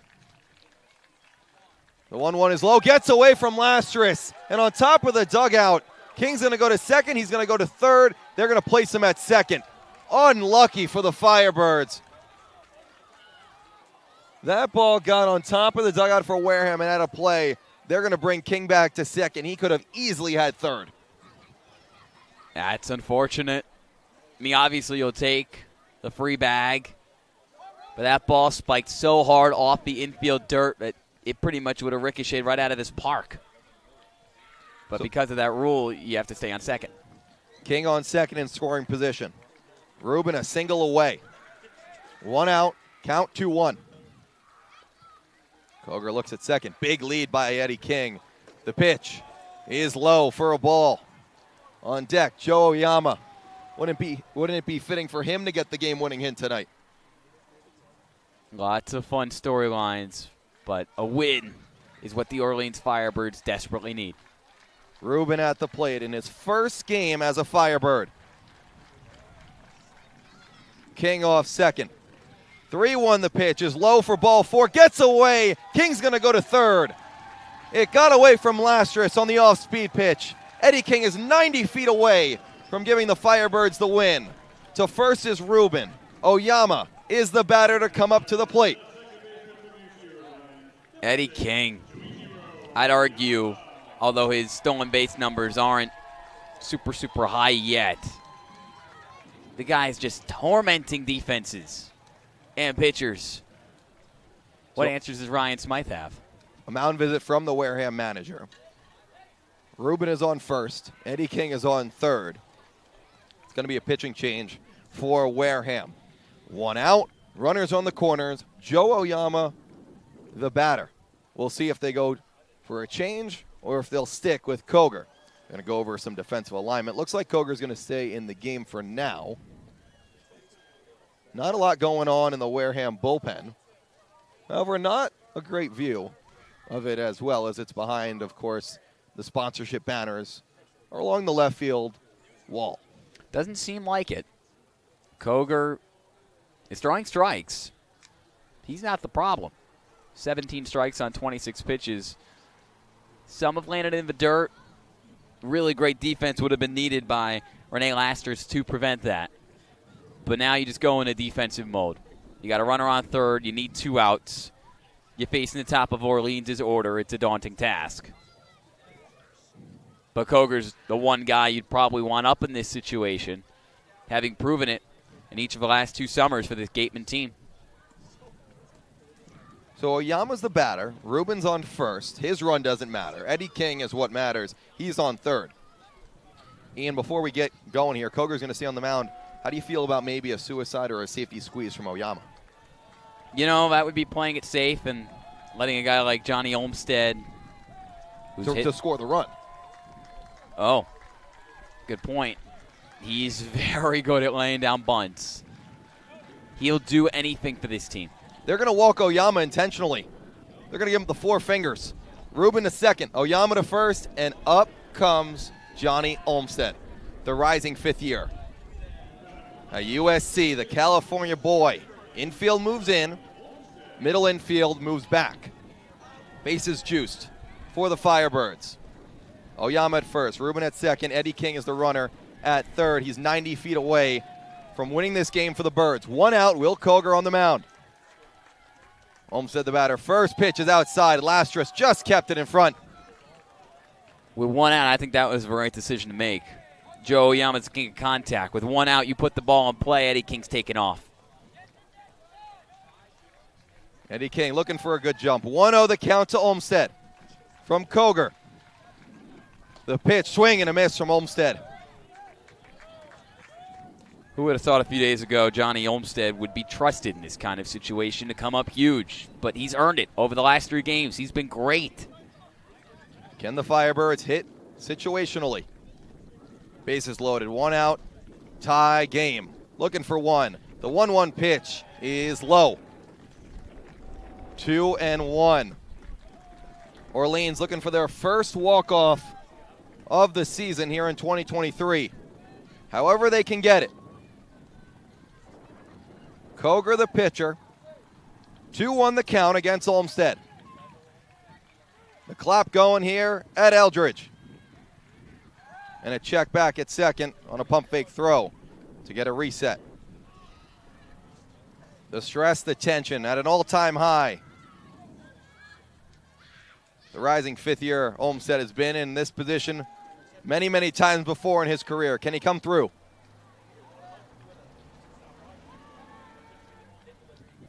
The 2-1 pitch, up the middle, into the glove and out of the glove. In comes Eddie King, a walk-off for Orleans. Johnny Olmstead is the hero.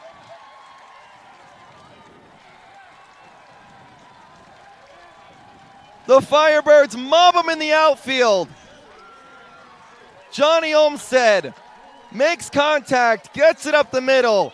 Orleans wins 7-6 over Wareham right here at home on Sunday night.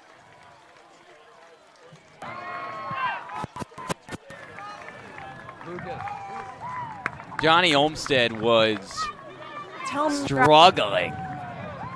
And all of a sudden, he has turned into the savior of, maybe not this season, but definitely this game. Over the last 3 games, Olmsted's been on a tear. Came into the night 6 for 9 from the plate over his last 2. You intentionally walk Joe Oyama. That's a smart move.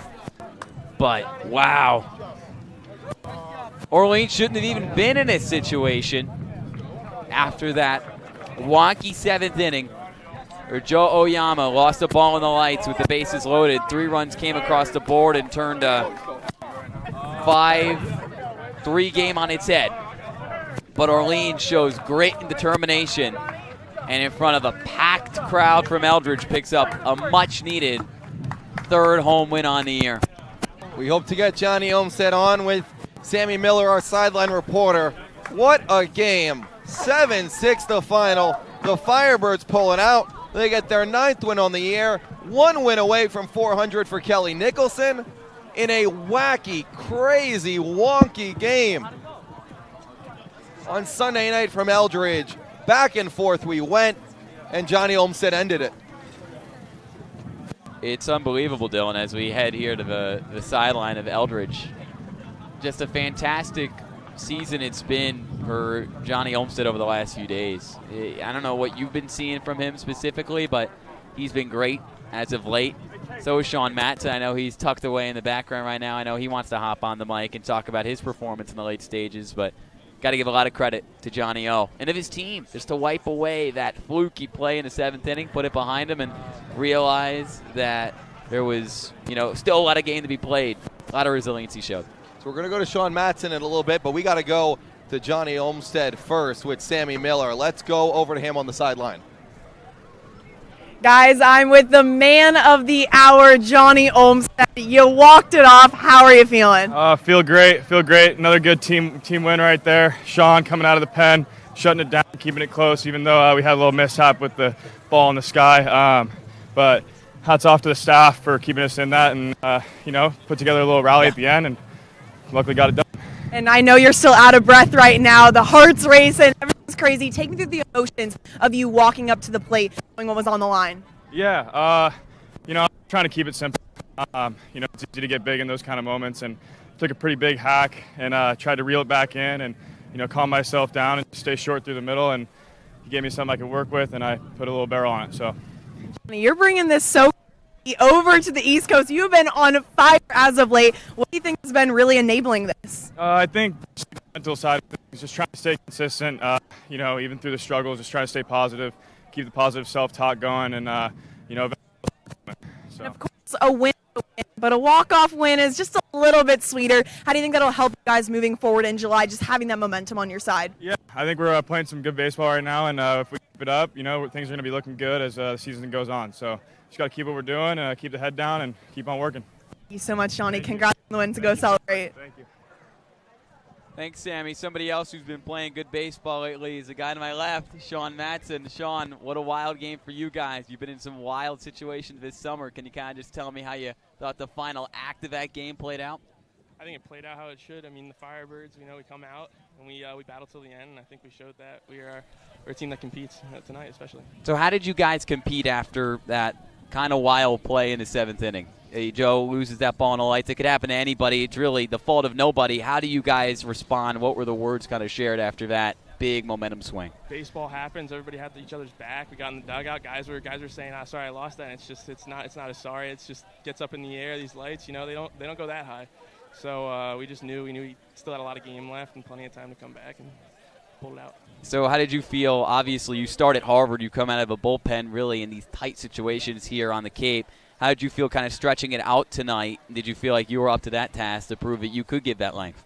Felt great. I mean, those innings usually the arm starts to heat up a little bit more. So I was used to the 1 innings, but it's nice being out there for a second and I guess the 0.1. But it's nice being out there for a few. Arms keeps getting loose and it just feels good being out there for as long as possible. And how good does it feel to see a guy like Johnny Olmsted, one of the veterans of this team, who started the year a little cold from the plate over these last few years, been on a tear, and he comes up in that big spot and delivers the knockout blow? It's nothing better. That guy is one of the best guys I've ever met, and I'm just so happy for him, and I can't wait to celebrate in the locker room after. So I won't hold you here too long. Just one last question. How big is this win here home to Eldredge? It's an electric environment tonight. It was packed on a game where it was rainy. We didn't know we would be playing today, and you play arguably the most fun game of the year. The city of Orleans is awesome, and everybody comes out, and that was electric, having that many fans. The hill was filled. We were talking about in the bullpen the whole time. It was special. It was a really special environment. I'll remember that one for sure. It was a fun night for a guy who's wanted to be here for a while, continuing to do his thing. Sean Matson, thanks so much for joining us on Cooling Down. Absolutely, thank you. All right, Sean continues to get it done, and the Birds get it done at home. 7-6, the walk-off victory as Dylan returns, Sean exits, and just an unbelievable win. 9-10 on the year, but what a potential momentum swing this could be, and what a galvanizing win for a group that had gone through a lot of win-loss as of late. Yeah, Ian, and this is another win-loss, but how can this win not translate to a little bit of momentum? You need a little bit of the streaks going, right? 2, 3 in a row in the winning column, and they have a great opportunity tomorrow right back here against Hyannis. No off day because it got rescheduled from last weekend, but talking about tonight, so many back and forths, so many crazy plays. You asked Sean about, he said the baseball just happens, and the ball drops, rerun score, Firebirds come right back, and a crazy game that just ends in an appearance by Justin Rubin, his first time as a Firebird. Yeah. Sean Matson fires 3 innings out of the bullpen, and Johnny Olmstead, who is pretty much the veteran on this team, comes out and shows why he has all the experience. Yeah, it felt a little weird to call him the veteran, but that's what he is based during his time at USC. Spent 4 years with the Trojans, maybe going into a 5th year, maybe going to get drafted later this month because he's been proven over the last 3 games, Dylan. I don't know what you've seen particularly as we continue cooling down here on the Birds Broadcast Network. What do you think has just changed with him the most? He looks like a completely different player over these last 3 games. It looks like that he's catching up to the fastball. And I keep mentioning on the broadcast, I don't know why, but it keeps coming to mind. Eddie King Jr. said a few days ago on the pregame show to us that we have to commit to the fastball. And I think that earlier in the season when the at-bats weren't great and the offense was putting up some dud performances, they were late on the fastball, and pitchers noticed that. Now, when Johnny Olmstead's on the fastball and can adjust to the off-speed, that's when he's at his best. And for the last 2 games and now tonight, he has been at his best. He's been at his best. Sean Matson has been at his best.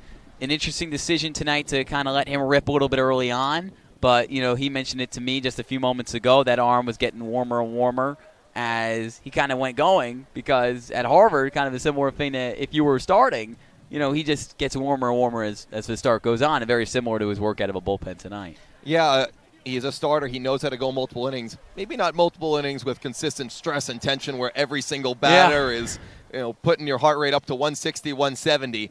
But he did a great job tonight. And it was all hands on deck for this Firebirds team. They went to the best arms out of the bullpen. Really good job by a lot of arms, especially the guy who started, Jake Peppers. I thought he was great, being very efficient through 4 innings. So the bullpen found its way through, some defensive miscues from both teams, and a game that you can't wrap up in 10 minutes. You can talk about this game for maybe 3-4 hours. We could, and we're going to dissect it a little bit more when we film our latest episode of our weekly podcast, Cooling Down, later tonight. The Weekly Burn. That's going to drop tomorrow morning on the YouTube channel, so make sure to like, subscribe, and listen to that. Dylan, this last week as a whole has been very up and down. I mean, that's the Cape Cod Baseball League. There are so few teams that, can string together win after win after win because all 10 teams are unbelievably loaded with talent. If there's one kind of big takeaway from this week, what is it? I think that the offense is really starting to show a lot of signs of success. And earlier in the season when it was a lot of the same names. It was Eddie Micheletti Jr., and he was kind of carrying it along with Austin Overn, who was walking and creating havoc on the bases. Everyone on this team brings a different impact. Eddie King Jr., who got on base, we're going to forget this. He got on base because Dorian Gonzalez lifted his glove too early. And it went under his glove, and he reached base. It should have been a regular put out, 4-3. But he reached base, steals second, wild pitch, gets to third on Oyama gets walked. I don't even know what happened, to be honest. I'd have to look at my book because so much happened in this game. We can't say it all, but all we know is that Johnny Olmstead came up clutch in a big spot for the first walk-off of the season. He did. And as we finish up cooling down here on the Birds Broadcast Network, we kind of got to look towards the future and realize what cool moment could be coming up very soon. Kelly Nicholson, the longest tenured, winningest manager here for the Orleans Firebirds, one of the top 10 winningest managers in Cape Cod Baseball League history, is on the precipice of a legendary moment. He's a win away from 400. These guys love him. They love what he teaches. They love everything he's about. And now Orleans has 2 opportunities to get it done at home in a row against Hyannis tomorrow, and then on the 4th of July against Chatham potentially. Of course, I don't want this team to lose ever again, but wouldn't it be a cool moment to have it on the 4th of July, right? It would be. Chatham? But he can do it tomorrow. And I think with this team, a walk-off tonight, a lot of momentum going their way, this could be a start to a streak. I know we've said it time and time again after a win, and then they have a setback the next day. But this could be a start to a streak that this team could really start to get hot on, because you don't walk off a great team like Wareham and then come out the next day and maybe not have your best stuff. Now they're going to start to roll. We'll see. We'll flip back to the field here. You get to see a bit of a scene of what it looks like from Eldredge after the Firebirds' first walk-off victory of this season. And, of course, we've got to thank a few people before we head out. First of all, of course, our official sponsor of the post-game show, Mazzio Construction, LLC, cooling down. They've been sponsoring us all season long. Got to thank, of course, my wingman, Dylan Pescatore, our producer, Will Lundrigan, our sideline reporter, Sammy Miller, and everybody else from Pack Network who helps put these broadcasts together. Orleans improves to 9-10 on the year and 3-5 at home. Meanwhile, on the other end of things, the Wareham Gatemen dropped to 8-10-2 on the season. 4th straight loss in a row for Ryan Smythe's squad, and now just 1-7-2 away from Spillane Field. The Gatemen haven't won a road game since their road opening win to start the season against the Falmouth Commodores. But before we close up shop on cooling down, got to thank our post-game sponsor, Mazzio Construction, LLC, who works hard to build a resume for itself. Put their knowledge, experience, and passion together. They do it for you. Their team's committed to exceed your expectations. New home, addition to existing home, renovation, they handle it all. They work close with their clients to make sure that all your needs are met. They're honest, on time with schedule, passionate about what they do. Give them a call. Let them introduce you to their work. See how they can help you.